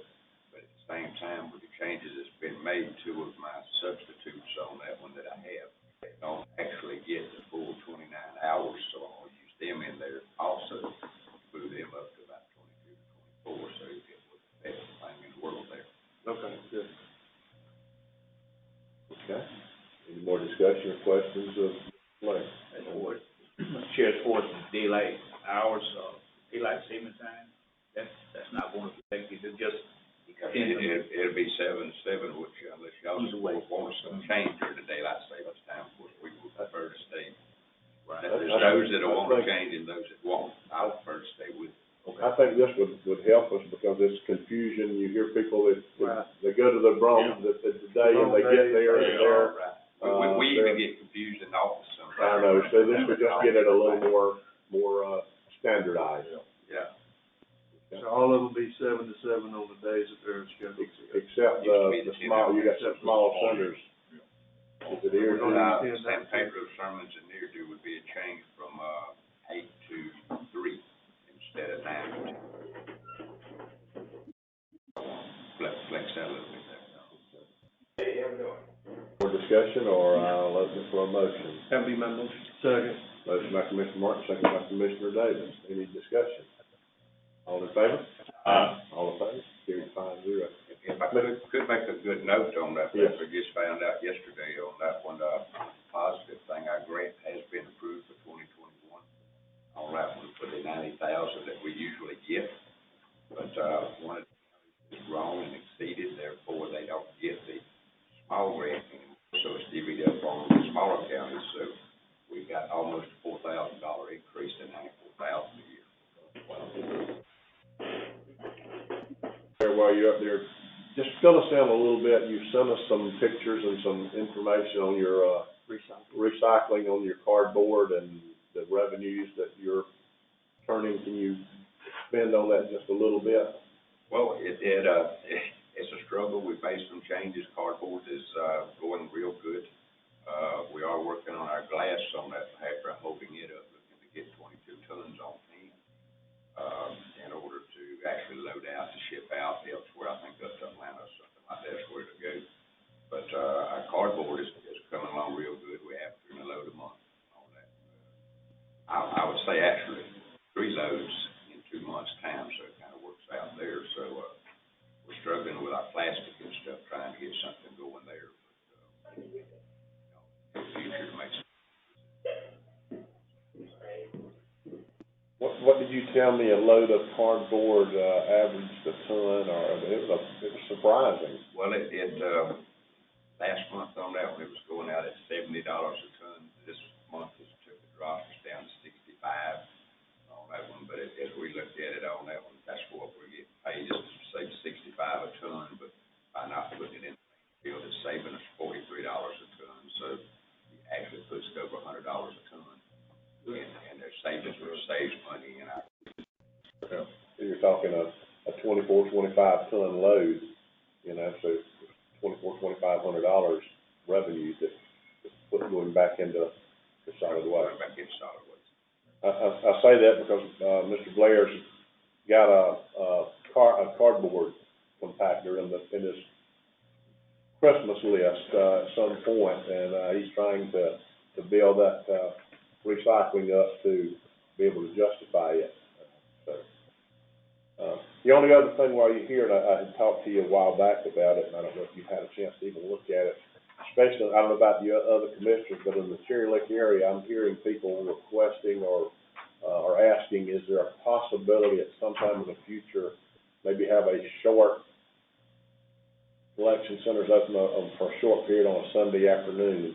Especially, we have a lot of people in the Cherry Lake area, and I'm sure others that, it's kind of, it would be a good thing if we could. I don't know where you're at budget-wise or.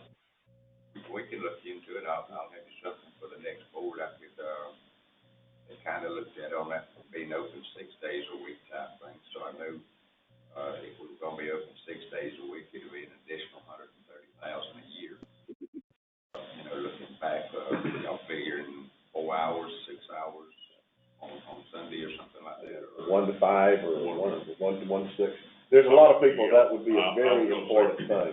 Mr. Chairman, I get, well, it's almost like there's a group that loves to contact, I'd like to contact you too, probably. But I've got this group that loves to harass me, I should say, monthly or weekly, whatever, about the Sunday issue. And I know, I've kind of told them, look, I don't think that's really gonna work, but that is really a bone of contention with a lot of people. There's always a complaint. I can't get there during the Monday, Saturday, of course. I ask how that, well, you get to the doctor, you get to other places, but I know it is really. I'm sure, I know everybody's probably hearing the same thing, but I think if there's some way, even if it was 1 to 3, I don't know, well, 1 to 5 probably would be there, but, you know, Sunday afternoon, I think that would go a long, long way toward the, and even though I wasn't initially in favor of it, I'm not sure I am, but I think I'm hearing a lot of pressure on it, and I think others have too. Mr. Chair, yes, sir. Doing your thought process on that issue, if we could, maybe just look at the more densely populated areas, instead of all of them. Yes. Yeah. Go through this process. Yeah, absolutely. You know, I'm not saying every center, but No. we had some strategically around the county, so they would have access if they needed to. Right. Any more commissioners? I would, well, my thought was if we did it, not to have all centers, but, just a few strategic ones. Look at it and put us some, something together. Mr. Chair, I'm sorry. No, good. I definitely would suggest there would be one in every district. I don't want the district to go without. You know, I've had some conversations in the past, and I think Clay and I talked about it briefly. If we wasn't able to man them, those same centers maybe have some way of self drop off or pass through at those certain locations too, that would be an opportunity for us to do the same thing. There's some pros and cons of that with everything. Liability. But I mean, those centers are shut down with power anyway, and except for the aerial lights at night. I know I'd heard of somebody say in the past, well, they could turn a compactor on. What if you turn the breakers off and the power's off? I don't know, not going to operate. But to have a storage area for that garbage for that day. Anyway. I guess my concern would be worried somebody forgets to throw the breaker. Well, and the other two is if we've done a good job on controlling any outside garbage brought in, because we want to dispose of Madison County garbage in other areas. So that's a concern to think about too. We're just throwing that out there for conversation. Bring us back some scenarios. That's your line. Bring us back. Let's have something to look at. Yeah, that's for sure. I've seen it from 7 day a week, 24-hour service at our centers up to somewhat manned. So I've seen some good and bad and ugly. I'm sure there's a way. Yeah. Thank you, Clay. Appreciate the work you're doing. Thank you. I appreciate you. Okay, moving going into our new business now. Going to item number 5. This is discussion regarding the soccer games at Madison County Recreational Complex. Do we have a representative online? Ms. King?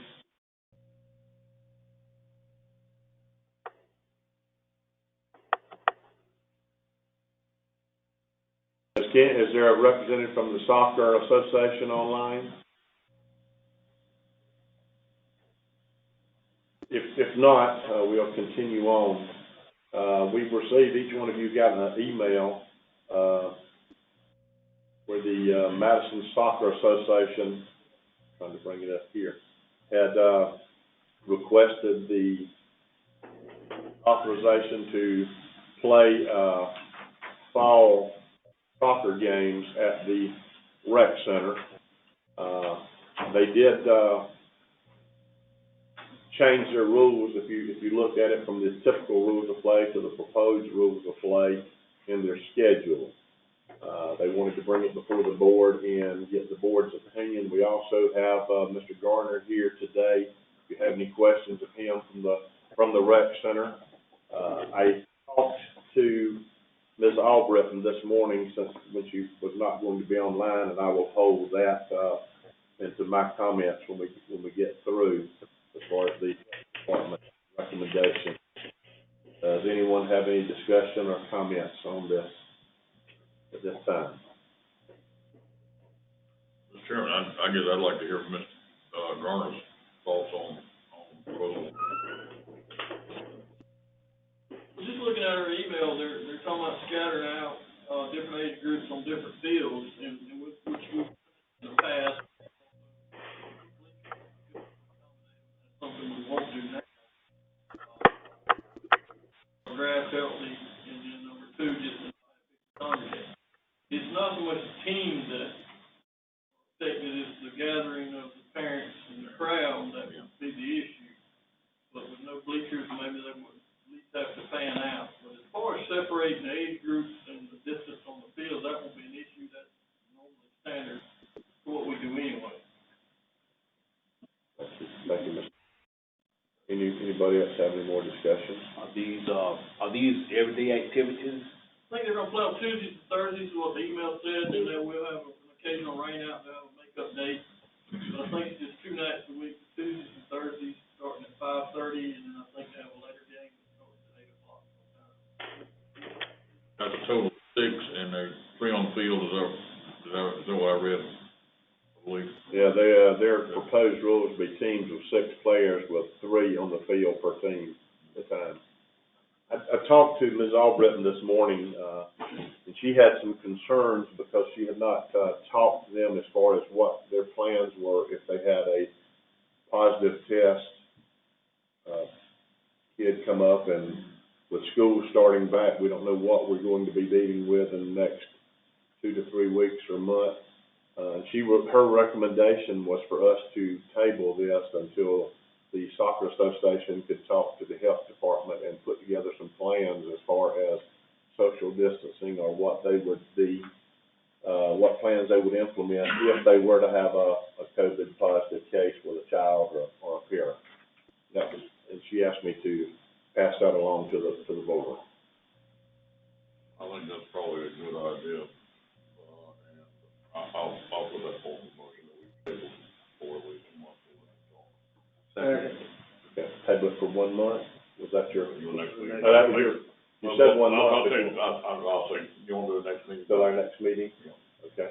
Motion was made to table this to our next meeting. That would allow the Soccer Association to have a meeting with the health department and work their stands out, seconded by Commissioner Martin. Any more discussion? All in favor? Aye. All opposed? Carries 5-0 to table it to the next meeting. Next up would be the review and possible approval of proposals of EMS billing services. Chief Clayton, you are up, sir. Thank you, Mr. Garner. Thank you, Garner. Good morning. Well, the proposal was brought up when I came back a couple months ago about us seeking out the RFP for the billing service. That's one issue, and it was with our current billing company. That data that was uploaded in the system that scanned out all the hopefully, so, you know, it's just positive, and that's another story, but should we do a whole lot to that on that? No, we already have. They're gonna charge 5.25% on all collections, plus the flat rate.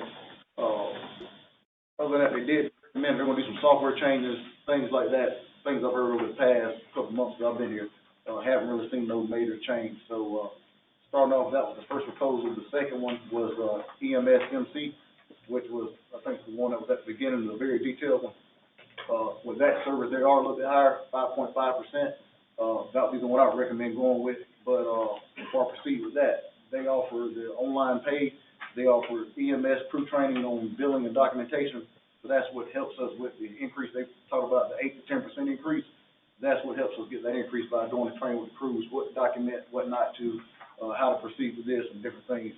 Also, we have me and Ms. Charlene sat through a meeting. They have the team members already set up, so you get to a one-on-one level with your team members and things like that. As far as the clerk's office concerned, they do daily updates, so we can keep track daily of what they're collecting, what they're not collecting, as far as their reconciliation. The last one, and Mr. Tom, you can on that one. EMS Pro submitted a proposal for 5%. That would be the company that Terry Doyle started. It is a startup company, but per the bid, they didn't submit all the required documentation as a complete bid pack, so that threw them out.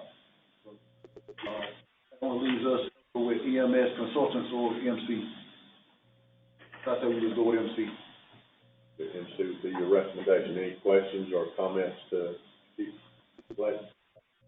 Motion that we go with his recommendation. I second.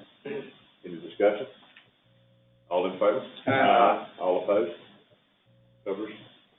Next, we also, Chief, while you're up, the review and possible approval of the power load system for the ambulance, COVID ambulance.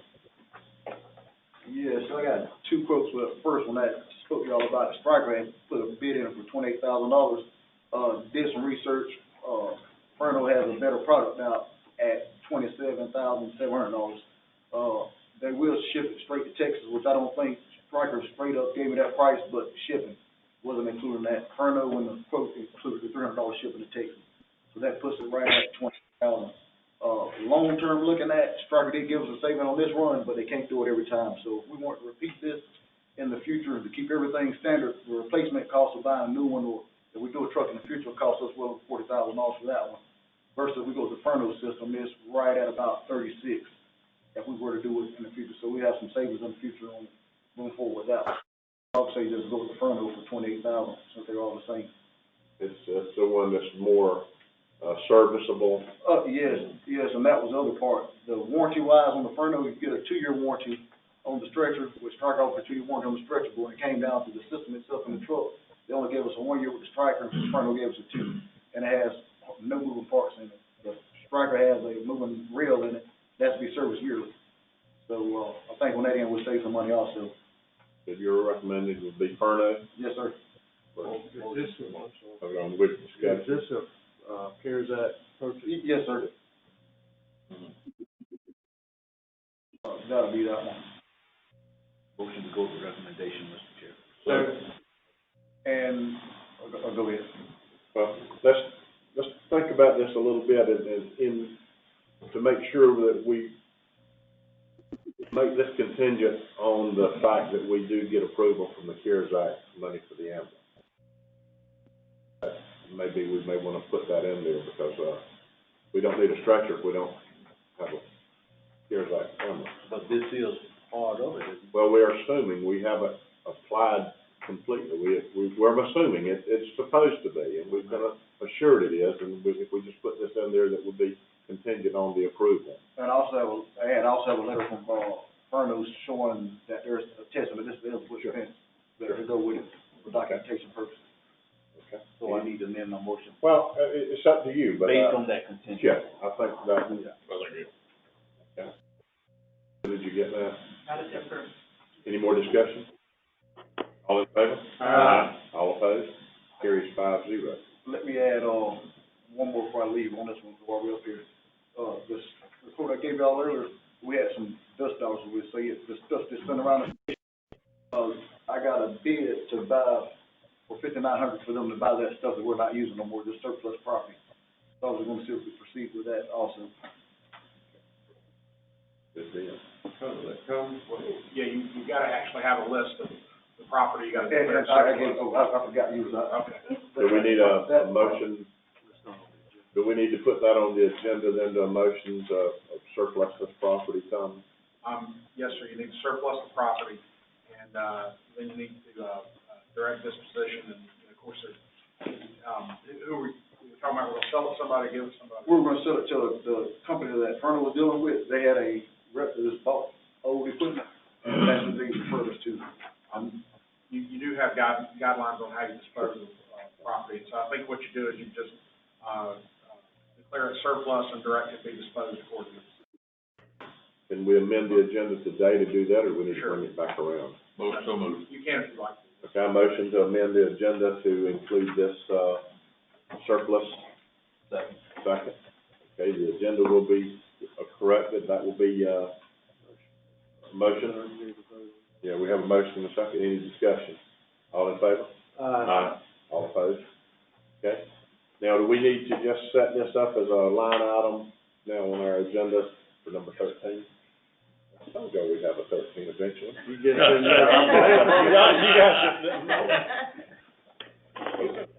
We're going to, while you're up, Chief, we're gonna go to item number 13. All right, Chief has brought a list of surplus equipment that he wishes to, sell and dispose of. We need a motion to make this, surplus equipment, advise him, allow him to liquidate it and sell it. Motion? Second. Any discussion? What kind of equipment are we talking about? Oh, the stretchers, I gave you a list, I don't know if it got buried in the paperwork. It's just those stretchers and stair chairs and stuff that we don't use no more. Okay, you got buried in the paperwork. Okay. Thank you. Okay. We have a motion and a second to make this surplus equipment, allow the chief to liquidate. Do we need to put it on an auction? Can he?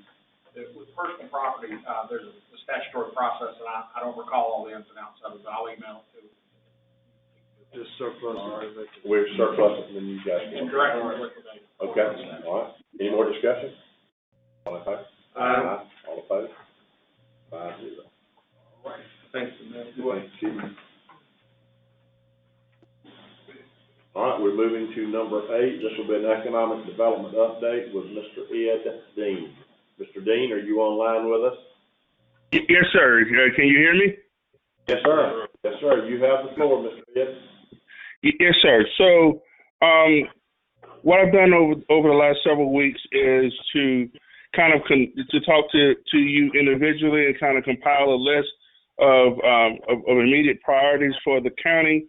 And one of the things that has stuck out was the fact that the commission appears to want to get the IFA Center completed and to kind of upgrade it, if you will. This has been a project that's been percolating for some years. As we know that you've invested some resources very recently to get a roof, and so I identified the Community Development Block Grant, affectionately known as CDBG, for us to get some dollars to upgrade the center. And so we ran into a slight barrier in trying to write the grant for this, and that the IFA Center sits in the city limits, and we're the county, and so under the federal regulations, we could not apply for a grant within the city limits for the county. And so instead of just taking no for an answer, one of the things that I like to consider myself as being capable of is thinking out of the box and how we can still get things done. And to that end, I came up with the idea to partner with the city of Madison and ask them if they would apply for the grant. And in return, if they applied for the grant, we would apply for the project that they were looking to go after resources under that Community Development Block Grant. And they had been identified doing one of the little kiddie splash pads like they have in START and Perry and some of the other smaller rural areas. And so I went and had a conversation with Jerome, and he's on the line as well. And he agreed in principle to pursue this avenue where the county would apply for the splash pad, and we would place that splash pad out in the county at the rec park, and then in return he would apply for the community center, and the work would get done at the IFAS Center. So I didn't want to get too far down the road with this because I wanted to bring this to the table and to the board and get your blessing, if you will, to go down this road where we would kind of work together harmoniously to be able to get both grants. And I think that both of them have a mutual benefit to one another. I've also looked at some additional improvements that we could. I just got the plans this morning, so I haven't seen the old plans, but one of the ideas that the Community Development Block Grant is that it wants to benefit low and moderate income individuals. And given the whole COVID situation that we have here in a small community, and given the fact that this is an agricultural center, one of the things that I also wanted to kick the tires with the board about was if we could add on to that grant to do something like a farmer's market, where local farmers could come and sell their products on the weekend or whatnot. And we have a lot of I know here in Greenville and in Madison, there's a lot of companies that come in and give us free food and different things like that of that nature. And this could be a centralized location to do those types of things. So I'm really energized about the prospect, but again, I didn't want to get too far along. I wanted to bring it to the board's attention and to get your blessing to kind of work this really unique, what would be kind of like an interlocal agreement between the city and the county. Thank you, Mr. Dean. Does anybody have any comments on this or questions of Mr. Dean at this time? I've got a little input, Mr. Chair, if you don't mind. Yes, sir, Mr. Jerome. North Central Florida Regional Planning Council will be the designated agency to pursue the community or development block grant for the community center.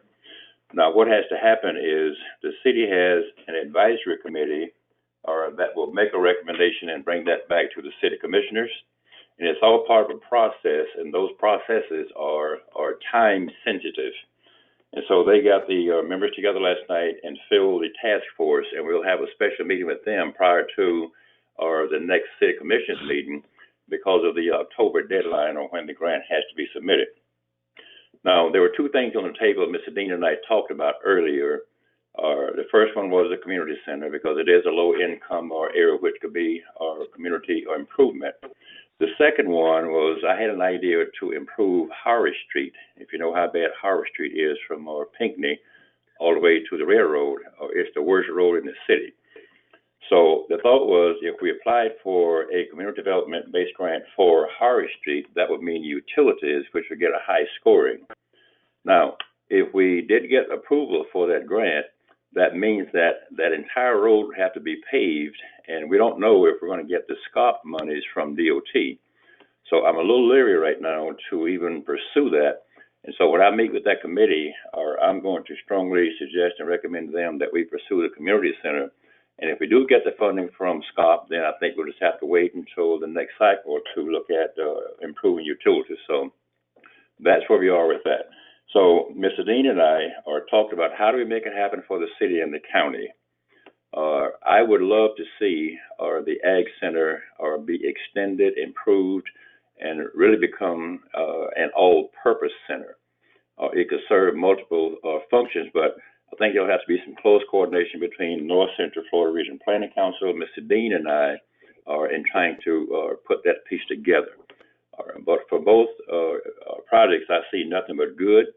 Our splash pad would definitely enhance our community for youth attendance, and so would community center based upon what we choose to put in it. So that's my input at this time.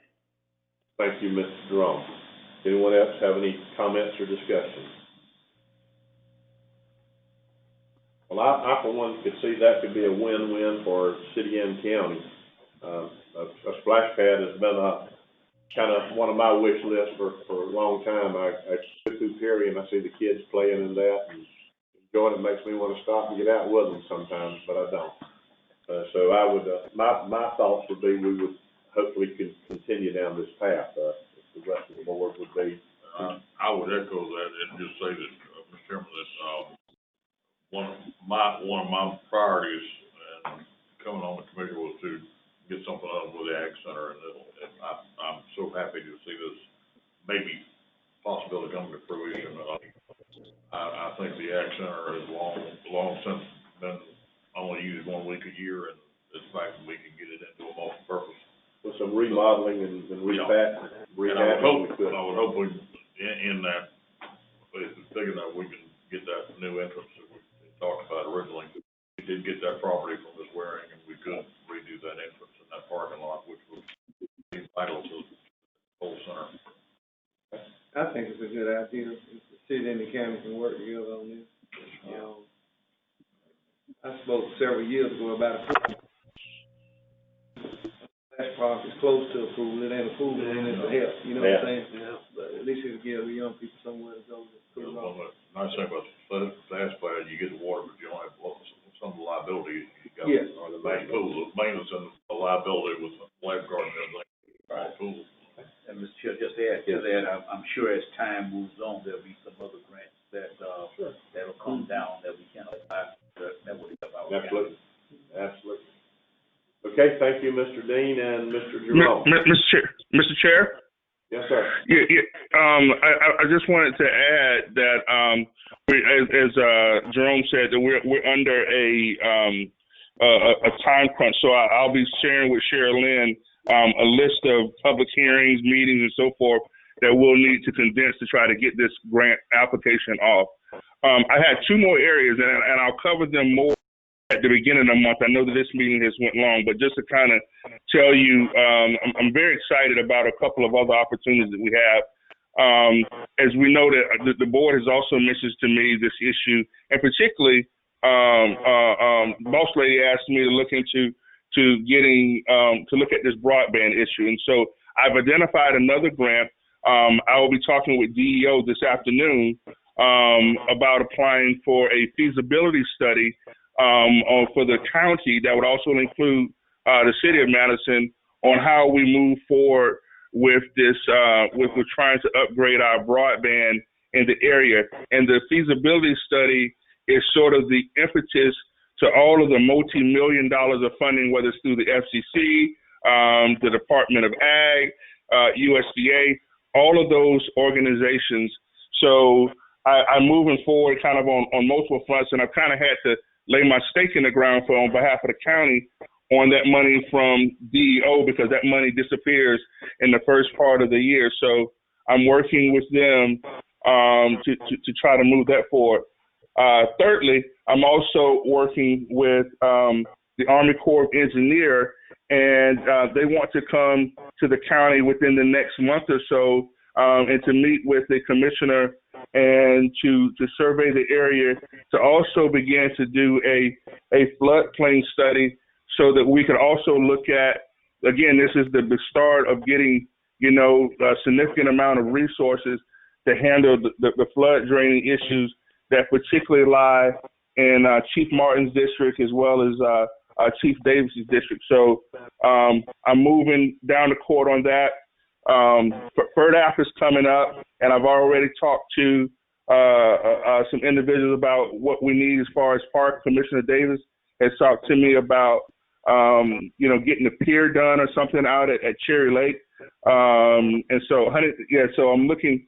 So these are all the things that are on the hopper here for, I would say, this fall period of time. Thank you very much, Mr. Davis. Mr. Chair, before we go to the next subject, I do want to share with the board something that is unofficial. I don't know if you remember, about 2.5–3 months ago, there was a desire to purchase Pick and Save and turn it into a tractor supply business. It was on the table, and then it was off the table, and they couldn't put the deal together. It is back on the table again with a different buyer, and I'm not sure where it's going to go from there, but it is public information, et cetera, so just wanted to let you know that. Now, if Pick and Save does go away, that means that the only major shopping center we'll have will be Winn-Dixie. Mr. Dean and I talked, and there could be a need for an additional outlet for the number of citizens that we've got in the county. So again, I think with his expertise, we could very well start to look at identifying something now, as opposed to waiting until the 11th hour and Pick and Save goes away and we don't have services for our citizens. So, Mr. Dean, you want to talk about that?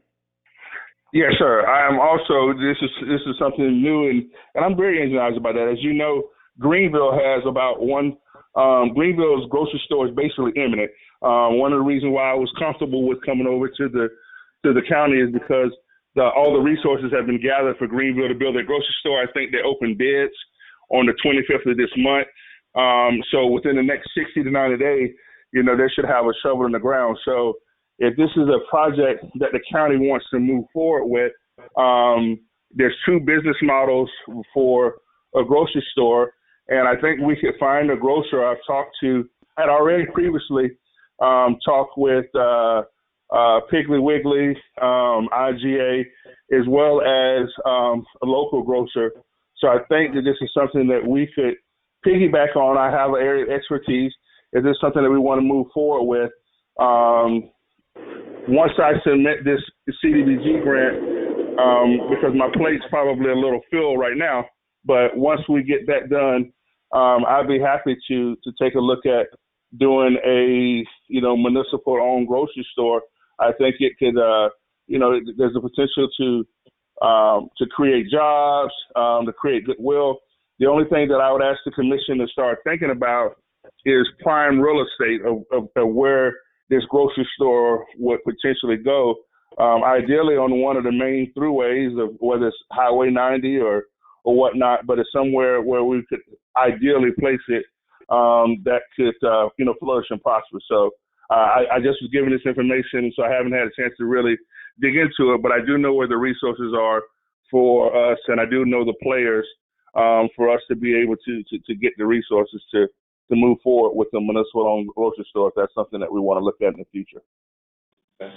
Mr. Martin, you have some comments? Yeah, I just was gonna say to City Manager Watts, me and Mr. Dean had talked about this when I found out earlier about Pick and Save, and we did look at a couple of sites, and I had to the board about it because I found out then that that Pick and Save wasn't gonna leave.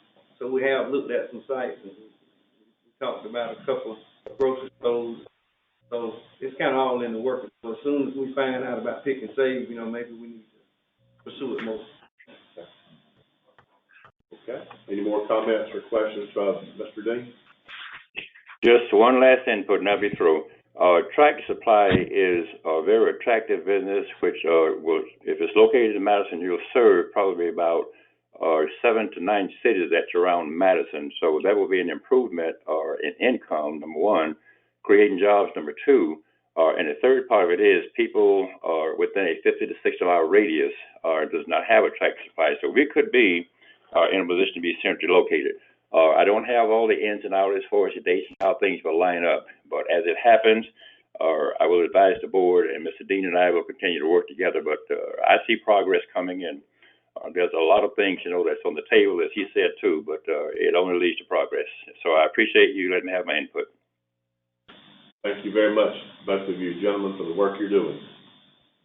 We're going to move on to number 9. This is review and possible approval of the Coronavirus Relief Fund, of Madison County and Florida Housing Finance Corporation. Well, dear. Yes, there was CARES money that was made. Your eyesight is good, Wolf.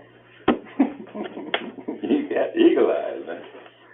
Splash Center, if we can get it now. What I got to do is that too. Could you please mute your phones, please? Okay. Carry on. And this money was specifically set aside specifically to help individuals. A lot of the CARES Act money has been set aside for small businesses. The money that's been given to the county, course, we will be able to use those to help small businesses if we decide to. This pot of money was specifically set aside to help, and it is working a lot of the same way that the SHIP funding does. The first item, number 9, is basically the agreement between Madison County and the Florida Housing Finance Corporation to basically accept that funding. And the second agreement, which is number 10, is the sub-grantee agreement, which would be between us and the Swanee River Economic Council. And what that agreement would do is they would basically be the ones administering those monies for us through the SHIP, so it's the way they do things now.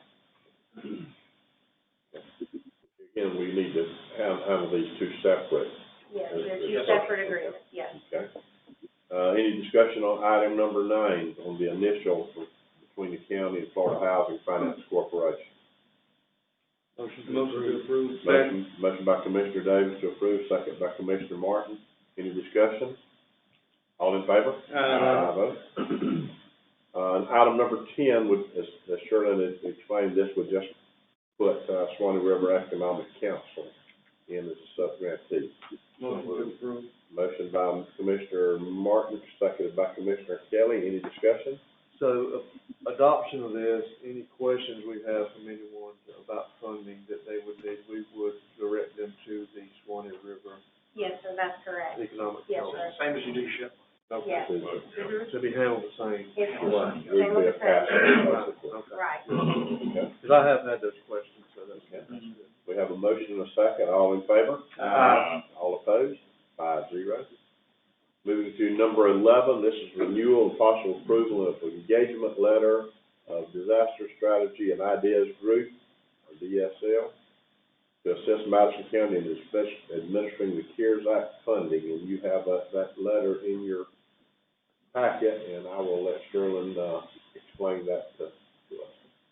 The letter is based on the number of hours they foresee their assistance taking,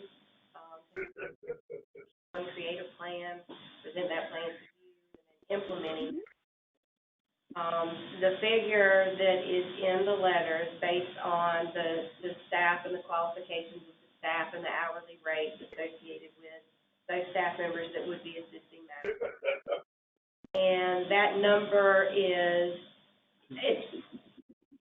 right, and it's a fluid number in that it could be that number, or it could be a lot less than that. Because like I say, it's based on the number of hours they're projecting assisting Madison. You know, if it only takes them half the amount of time they proposed in the letter to create the plan, then obviously that rate would come down. So it's kind of a not to exceed number that's in the letter. It's not necessarily going to be that amount, but it has the potential. And these funds will be recoupable through the CARES Act. It will not. It will be out of the CARES Act money. Correct. And this is That is reimbursable. reimbursed. Yes. And That is Sherlyn considered a reimbursable expense. and Sherlyn reached out initially because of the initial hours were a little more elevated than that.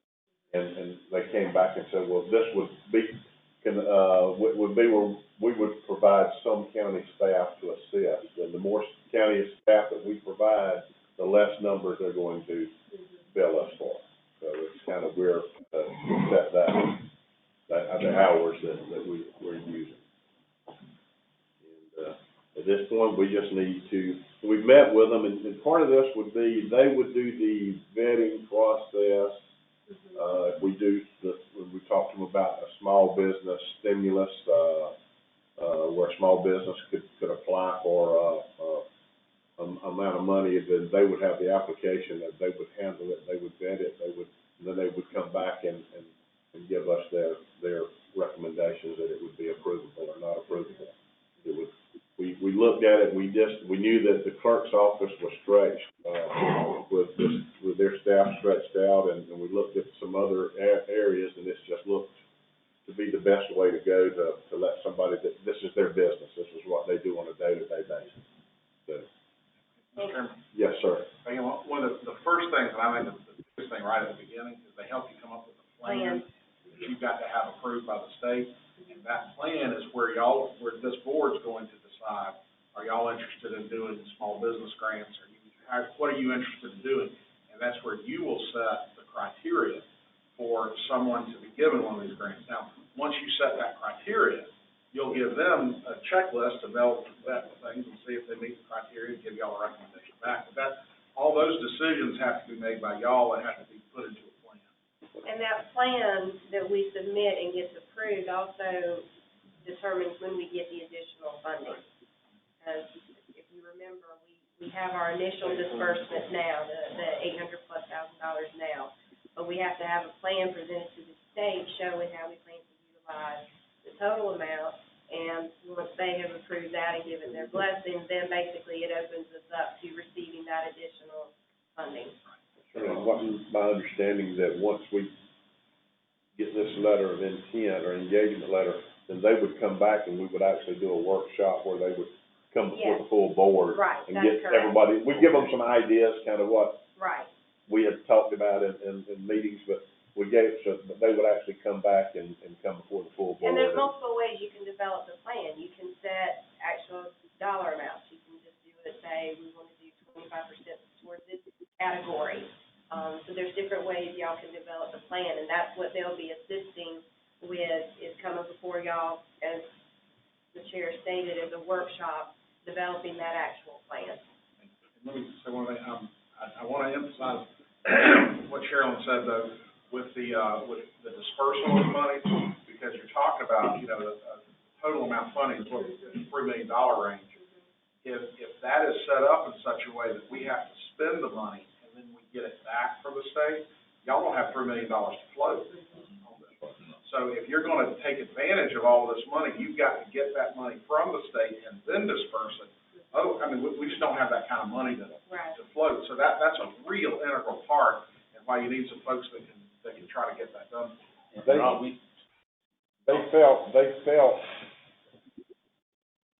They thought that once we had this plan in place, you go back to the state and say, okay, this is what we want to do. This is our plan. There was a possibility that maybe at that point, then the state would release the other, if not all 75%, another wave of funds. So we have to have that plan in place. Right. We're an economically distressed county. We don't have the money to fund all that. Sure. I was thinking that we need to do this before December. Yes. It will all be done. That's why we're rocking and rolling with Well, this. it sounds like a special workshop somewhere. Yeah, well, this is what we've got to do initially. If the board wishes to use this company, we've got to do this and then schedule them to as soon as possible. They're ready to move when we are. Okay. But yes, Mr. I Chairman, think that'd be my motion. you need quick, meetings and all that kind of stuff. It's gonna be hard you think it's easy to spend money, but it's gonna be hard to get all this done by the end of the year. That was my concern, was, the clock is ticking very fast, and December's gonna be here before we know it. And, my motion would be that we definitely approve this letter of intent, and, let's get the show on the road. Second. A motion made by Commissioner Kelly, second by Commissioner Martin, to accept this engagement letter with DSI. Any discussion?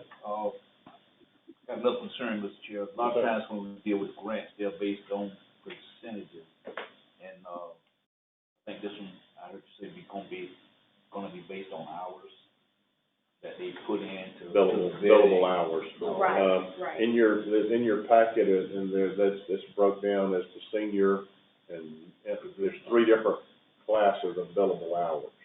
And they will itemize their billable hours back to us. But that money will come out of the CARES Act money. It won't come out of our general fund. Right, well, like a lot of grants receive a certain percentage of it. Yes. I think it might be 10%. This is averaging, it's kind of the way it's said, it's between around 8%, 8, give or take. Okay, so we're averaging that area. Yes, sir. Okay, all right. They have to run within guidelines, parameters that they can't just, arbitrarily throw a figure out. Okay, good deal. Okay, motion's made and seconded Yeah, all in favor? All opposed? Got one question. What's our next step in getting this started? I know we got it started, but what do we need to do? Once you pull the trigger on this and you give them back the retainer letter, that they're gonna get the Cheryl and organize a workshop where y'all can start working on your plan. Your next step is, this board has to approve a plan. That plan is written up, that plan is sent to the state has to approve that plan before you can start spending money to do anything else. So, next step is get a special meeting set up, y'all have a workshop, y'all tell them what you want them to put in the plan. I'm sure as soon as Sherilyn notifies them that we have accepted this, there will be as soon as possible that we can put this stuff together. Okay. Next is, item number 12. Excuse me? Yes. Yes, ma'am. Excuse me, I'm sorry. This is Elizabeth King with the soccer. Yes, ma'am. I apologize. I thought that the time was tonight at 6. But I'm on and I'm ready to talk if I'm able to. Well, Ms. King, whenever y'all want to put me on. actually, I'll circle back and I'll tell you, we've already passed that. What we did is we tabled your request till the next meeting. The health department has advised us that they would wish to have a meeting with the soccer association to work out some rules for social distancing, or in case you were to have a child or a family member test positive with COVID, what procedures you had in place. I talked with Ms. Albritton this morning, and that was her recommendation, so the board tabled it to the next meeting, and request you to reach out to the health department, and the contact is Kim Albritton. And set up a meeting with her, and then it will come back to the board in 2 weeks, or to the next meeting. Okay, I appreciate it. I'm sorry to stop y'all. Thank you very much. I almost missed the meeting myself. I called somebody, and I told them I'd see them this afternoon, and they almost late myself. Well, I'm glad I'm not the only one. Thank you very much. Item 12, we're going to talk about the review and possible approval of the Gulf Power easement on the transmission line down near, running adjacent to I-10. I'm going to turn this over to our attorney to fill us in a little bit on what's going on. As you'll recall, you all received, or you all had gotten Ms. Milton to give you an appraisal on what her opinion is to the value of the property rights that that Gulf Power was seeking, and she's given you that number. That's in this letter for y'all. And so now, if you are, if the board's satisfied with that, what you need to do is, we've gotten a copy of the written easement that Gulf Power wants. I need to start working on that easement and make sure that legally it meets all the requirements and everything of this board. If y'all are interested in accepting that amount of money for the easement, then you need to tell me to go ahead and start working on it, and I'll start conversing back and forth with Gulf Power. We'll get it agreed to. All of that would have to come back to you all for you to approve the final document before any deal is struck. But I guess kind of the first question is, are y'all willing to accept this amount of money? And then I think there were some other discussions on some other matters. We will cover that. That's a separate. Any questions of Mr. Reeves, or any questions on this easement at this time? That'll be my motion. This is just to agree in context to allow you to start the process. To agree in concept, and then subject to us bringing you back paperwork to actually. Okay. Any more discussion?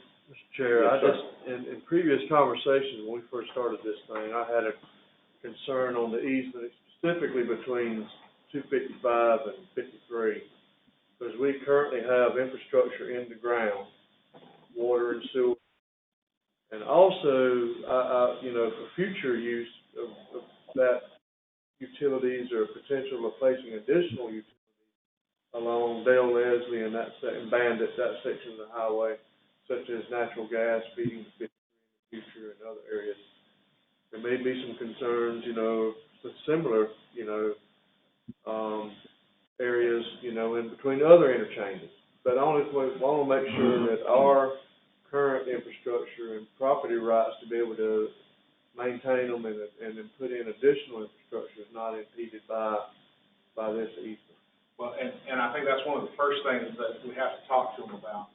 I don't know where those pipes and all that are, in this area, but all of that has to be located because in my dealings with them in other contexts, the power company does not allow or does not agree for any other utilities to be in their easement. So let's say we have water and sewer run on this strip of property and they won't agree that stays there, well, then they would have to pay to move those and to acquire, you know, something to move it. All that needs to be broached right at the beginning. I just want to make sure when we move through this process that we're not giving up. Right now. And they're talking about a 6-foot right of way. Now, from where they're talking about and where they've located on, I've tried to look at these maps, what their 60-foot right of way, whether that infrastructure falls within that 60-foot or outside of it, I don't really know. One of the problems you have when you deal with this is that what the power company lots of times likes to do is they want to say, well, we want a 60-foot right of way and we're going to put it in this block of property, right? And then they have a provision like in the end here that says that at any time they can go get a survey and then they'll substitute it out. We can't really do that. I mean, we're going to need a description of that 60-foot right-of-way for a couple of reasons. The first is we got to know, do our water pipes and sewer pipes, are they in there? And then number two, you've got them right next to roads. I mean, we've got to make sure that our road right-of-way is out of that 60-foot. Right. I mean, those kinds of things have to be dealt with. And so I think, you know, one of the things is you're going to have a survey and you're going to have the underground, our existing underground utilities located. Once we have that, then y'all are going to have to make the decision, you know, do you have enough other property to run any additional facilities you might want there? You have to make a policy decision. Well, they would have to agree to allow us to go in and work in that. They legally can agree to do that. It's always been my experience they will not do that.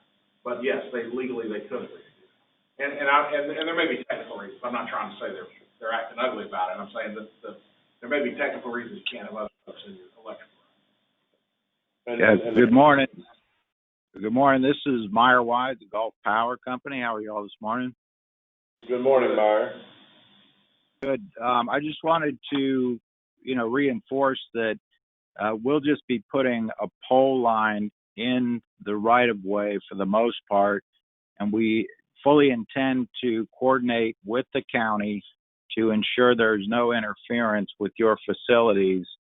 And while it's true when we have wide rights-of-way, it's not ideal to have water and sewer lines running parallel with, we certainly don't oppose to it along a roadside, and it's done throughout our system. So sorry to interrupt. I just wanted to interject that.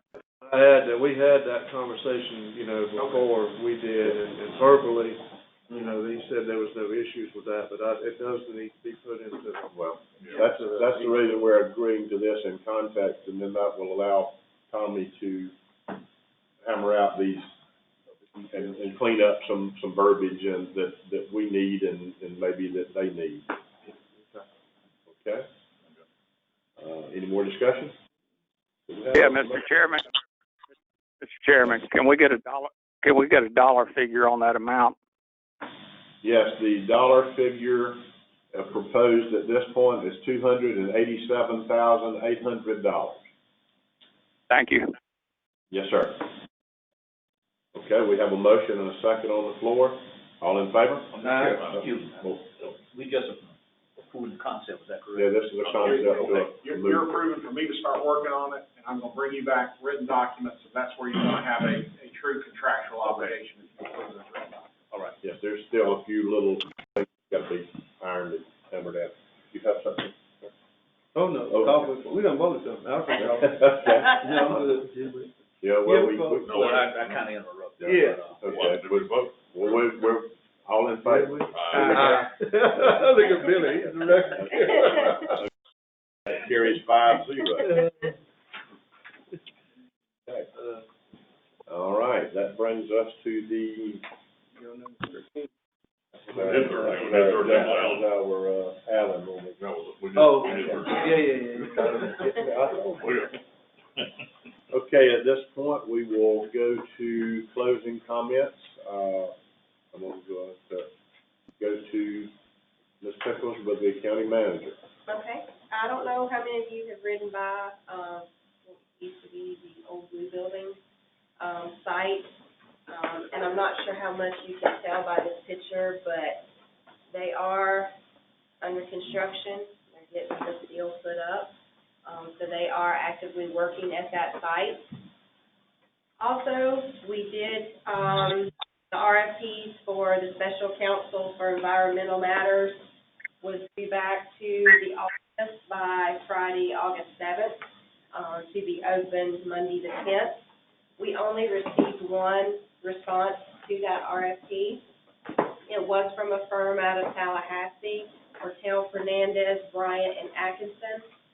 So I have forwarded it to Tommy to make sure that it meets all the requirements that we had indicated in the RFP. That is scheduled based on what was written in the request for proposals to be brought back before y'all on the 26th. Since we only received one, just need direction on if you want me to contact them and if you want them to actually come here and make a presentation to you, or if you just want me to scan and send everything and you read through it, or if you would like them here. What's the consensus of the board? And Mr. Chairman, if I can make a recommendation. Yes, sir.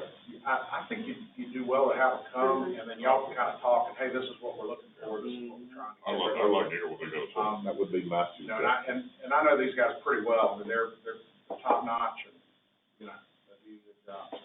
So we'll get that in our packet prior to them coming. Yes. Okay. Yes. And that'll be on the agenda for the 26th. I think the consensus would have them to come. Question for Yes, sir. Where are we at on our, seeking out an environmental attorney? That's it. Oh. That's what I'm talking about. My bad, I got sidetracked. No, that's what I'm talking about. Okay, we got that one. Right, just Okay. the one, yes. Okay, is that all, Mr. Billy, you Mr. Ray, do you have anything from this? Just two things. One is, with your insurance that you did, remember, you got certain dates under that agreement, you've got to give notices that you're going to back out. I think, I have not reviewed that to see that we have not passed all those dates. I think, you probably want to make clear that you've accepted the sheriff's department's bid, provided that we can still get out of those. I mean, have you reviewed that? I have not, but Yeah, so, does that make sense? I mean, you've got certain timeframes that you can do that, so I just wanted to bring that up. The other is, you've approved today, an agreement that, was negotiated and all that with the tourist development, concerning the Tourist Development Council.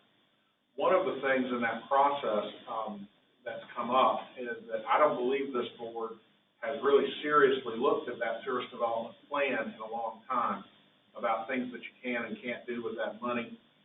You've also got 2 extra pennies that you could levy if the board saw fit to.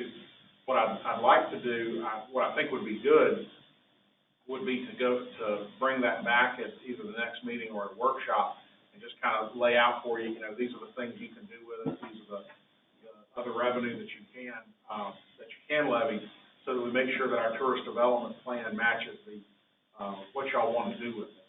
If you'll recall, the tourist development tax was levied by the board, but it was subject to a referendum. The referendum in 1998, I believe. The ordinance that was approved by referendum had a plan. Statutorily, this board is allowed to amend that plan with a supermajority vote. So I think it would be a good idea. That's what I'd like to do. If y'all were okay with that, I'll bring back, just kind of do a write-up on a memo of different things you can do and that kind of thing. So that additional tax will come from the bed tax, right? Yeah. Right now, you're levying 3. That's the bed tax. It's on the people who stay in motel. Right. You've got 2 extra pennies that you could levy on that exact same thing if you wanted to. Okay. And, I think we need to look at it. Yeah. That's my opinion. And just because we haven't looked at it seriously in a lot of years, that I know of. I think that would be a good thing. And then, I think that's all I have. I think, I know for myself, I would like for you to put something together for us to look at and either, do it at a regular meeting or set a workshop earlier on, prior to the meeting and readdress some of those issues.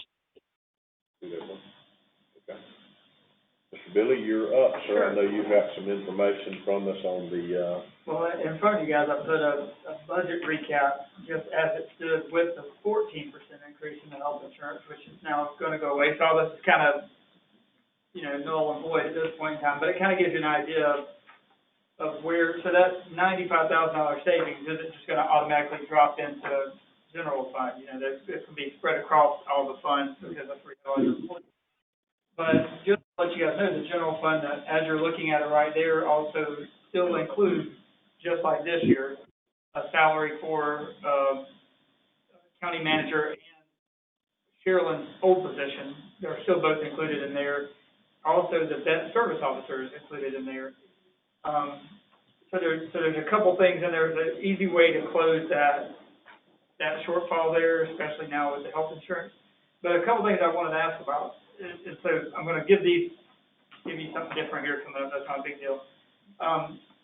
So a couple things I need to know, though, and one of them is the debt service officer. I've been filling that position. I highly recommend y'all hire somebody. I agree. I don't mind doing it, but I don't do the best service that they need or that they require, and I realize that. If you want it full-time, and if y'all would like for me to, or Sherilyn to, either one, to reach out to Jefferson County to see if they want to stay with that same agreement we had. And under that agreement, Jefferson County paid 40% of the salary and benefits for that debt service officer. Now, we housed them, we paid their other costs, but I mean, it's not a significant amount. The other option is, instead of doing that, hiring a full-time person, hire a part-time person. And we just keep that person here. We have a place for them. We already have materials. I mean, there's a couple of different ways to do that. The other decision that you guys have to be thinking about, and I'm not asking for your decision now, is how are y'all going to structure Sherilyn or whoever else you might decide to hire, or whatever you're going to do with your county manager. There's those things, and also, like I've given you in these recaps, it's a 0% cost of living, 1%, 2%, 3%. You can look at those and see that obviously as you go to 3%, the shortfall gets bigger. There is room if you wanted to know. I mean, I just did them as whole percentages. If you wanted to see what 1.5 looked like or something like that, I can come up with a real quick way to do it, maybe. But it does require a lot of work in our office to get it done. So, but I mean, I can definitely provide that if that's what you guys want to know. So that's on that. On the other thing, so you have Tommy suggested a workshop on PDC, the workshop on DSI, and we have budget workshops. But my plan is to be able to walk into a budget workshop and say, here's a balanced budget, and have people come present their budgets to you. If you want me to work and try to get all these workshops scheduled at the same time, I can certainly accommodate if that's what you guys would like for me to do. That's that. So we got to meet, why not do it all in one day? That's what I'm saying. I can work with y'all on y'all's schedule and work with everybody in their schedule and try to get everybody scheduled in. I don't think budget's going to take a lot of work on y'all's part. That's what I'm saying. I believe I'm going to be able to, here's a balanced budget. If y'all have some minor things y'all want to tweak, or if you have major things you want to tweak, we'll do what it's y'all's budget. But I think we can come in with a pretty easy budget time this year. Yeah. I like the idea of having a one day. Get as much done as we can. We're about one day, let's do it. Okay, well, I don't know, I'll do my best. If we do budget presentations all in one day, that's probably gonna take a day. You know what I mean? Or if we have to split it in two, but not just. So what I'm saying is I can try to work with Mr. Reeves and work with DSI and see if I can get it all kind of lumped together in a day or two. Sure, absolutely. And I would like to see, Bill, just for my information, what a 2% would be. Okay, it's in there right now, but it's based on that 14% health insurance increase.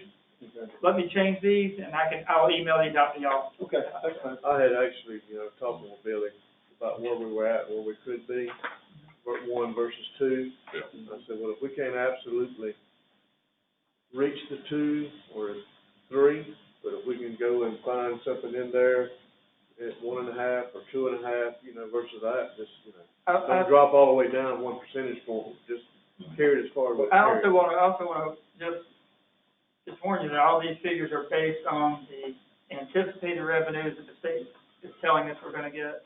They may not come in there, and I don't want to obligate us to something that's stretching us a little too much. Whenever these revenues may not come in exactly what the state says. There's always a downside, especially what's going on. I just be careful with that, that's all. One quick question, to your knowledge, does Jefferson County have a debt service officer? To my knowledge, they have not filled that position. Okay, and I think that's something by statute. Yes, it is. The county has to have Yes. one. And the state has been very understanding with our situation in Jefferson County. I've talked to them a couple of different times about things, and they understand. Okay. And they're not knocking down the door yet, but they will be sooner or later. Okay. What have we historically on our last employee raises been over the last couple of years? So last year we gave a 1%, the year before that we gave a 3%.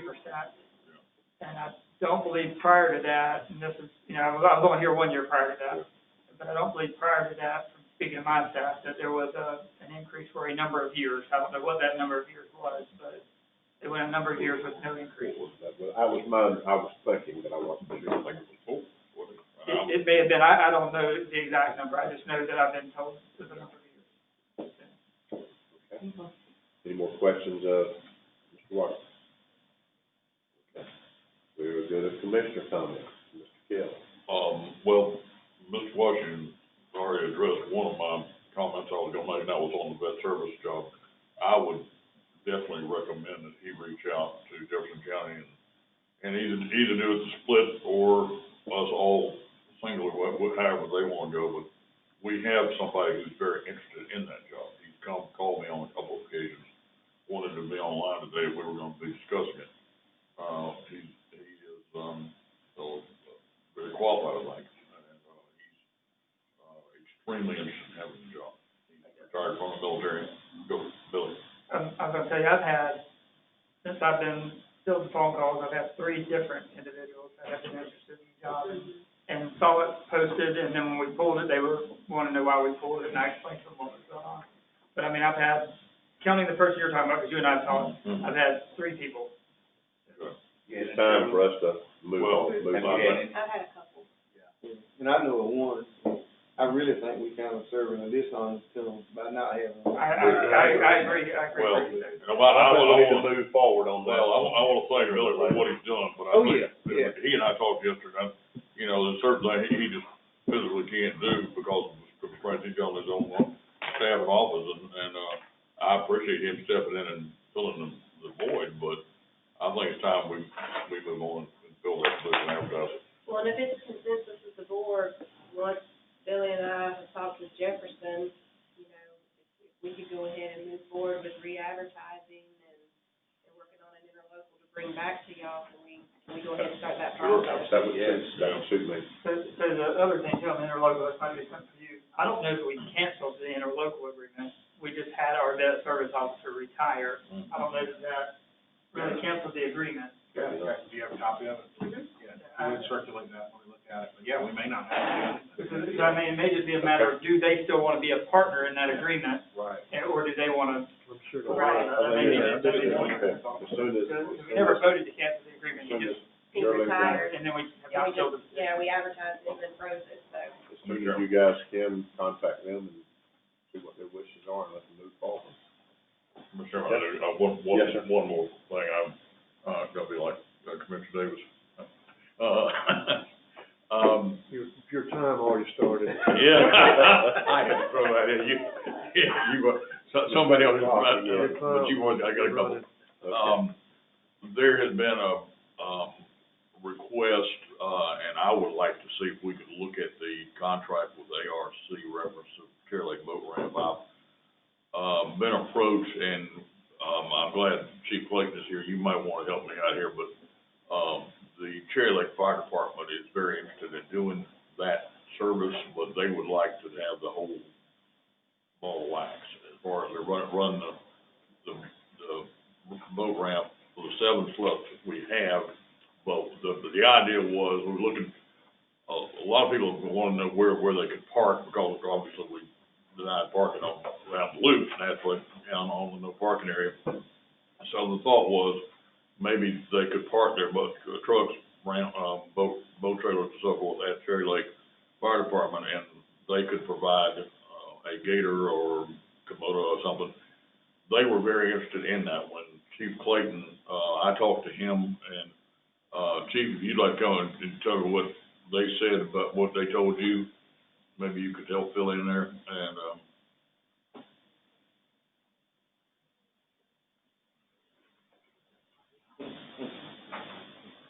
Yeah, pretty much I pitched, Commissioner Keller's idea to Chief Odom over there and, Cherry Lake, and he was interested in it, but he was like, we need to figure out how do we make it work for both parties.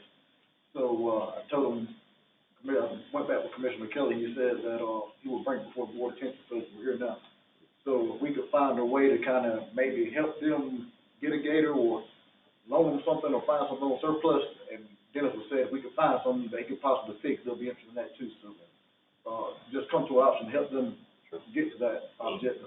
one of the, my original reason for this, was possibly a fundraiser for the fire department, throwing an arbitrary figure, say $5 for half a day parking or $10 for a full day, whatever. But they would set whatever set some price, and they would provide transportation back to the. So you talking about them taking over the operations of the whole thing? Chief Odom wanted it if facilities, ramp, fees.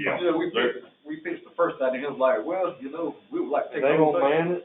Yeah, they talked about, they want the whole kit and caboodle. What my original proposal to them was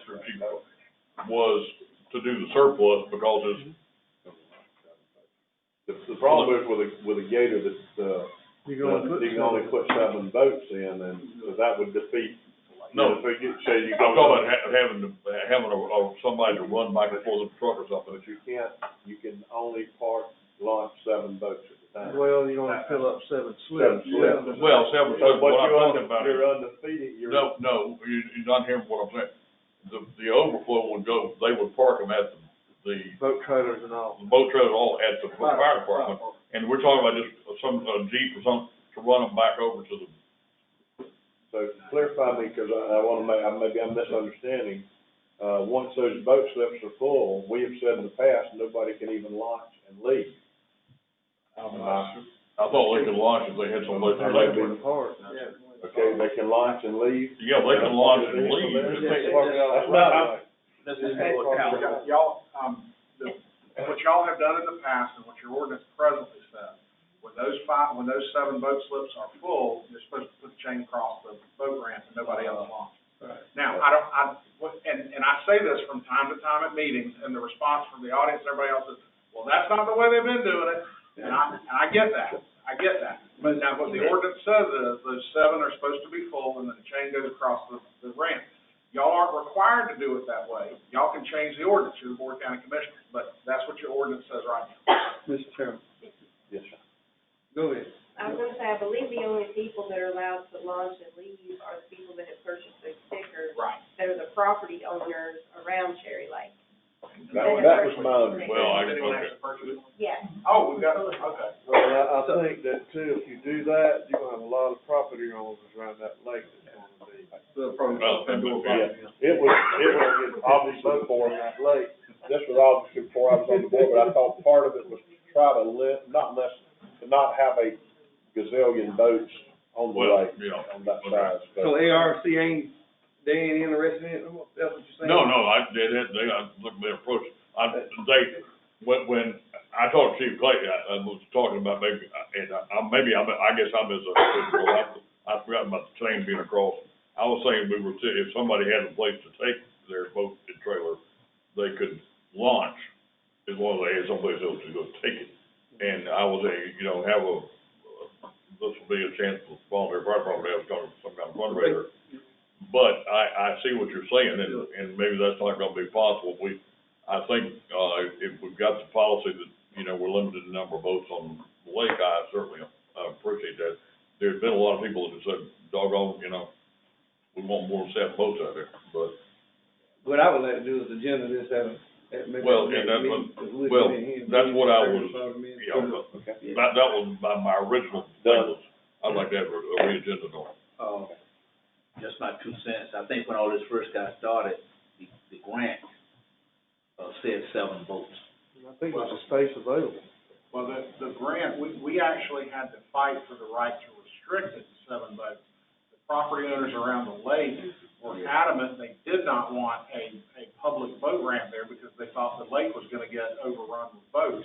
And so the compromise was, well, we would put in the ramp and then limit the number of people to those 7 slips. Right. And that was the compromise. Now, that wasn't a contract. Y'all are free to amend it however y'all would like, but you need to amend the ordinance if you choose to amend it. We, want to open a Pandora's box. Yeah, that's gonna be a Well, bad. it may be, yeah.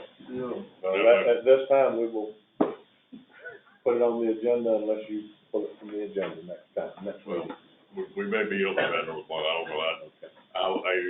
If we need to be careful about how many boats, and I do realize, Cherry Lake is not a huge lake, and we do need to, think about that, so. Well, I guess we'll take the first most option, is after they still wanna do the facilities and upkeep of it. I guess would that be what you wanna do?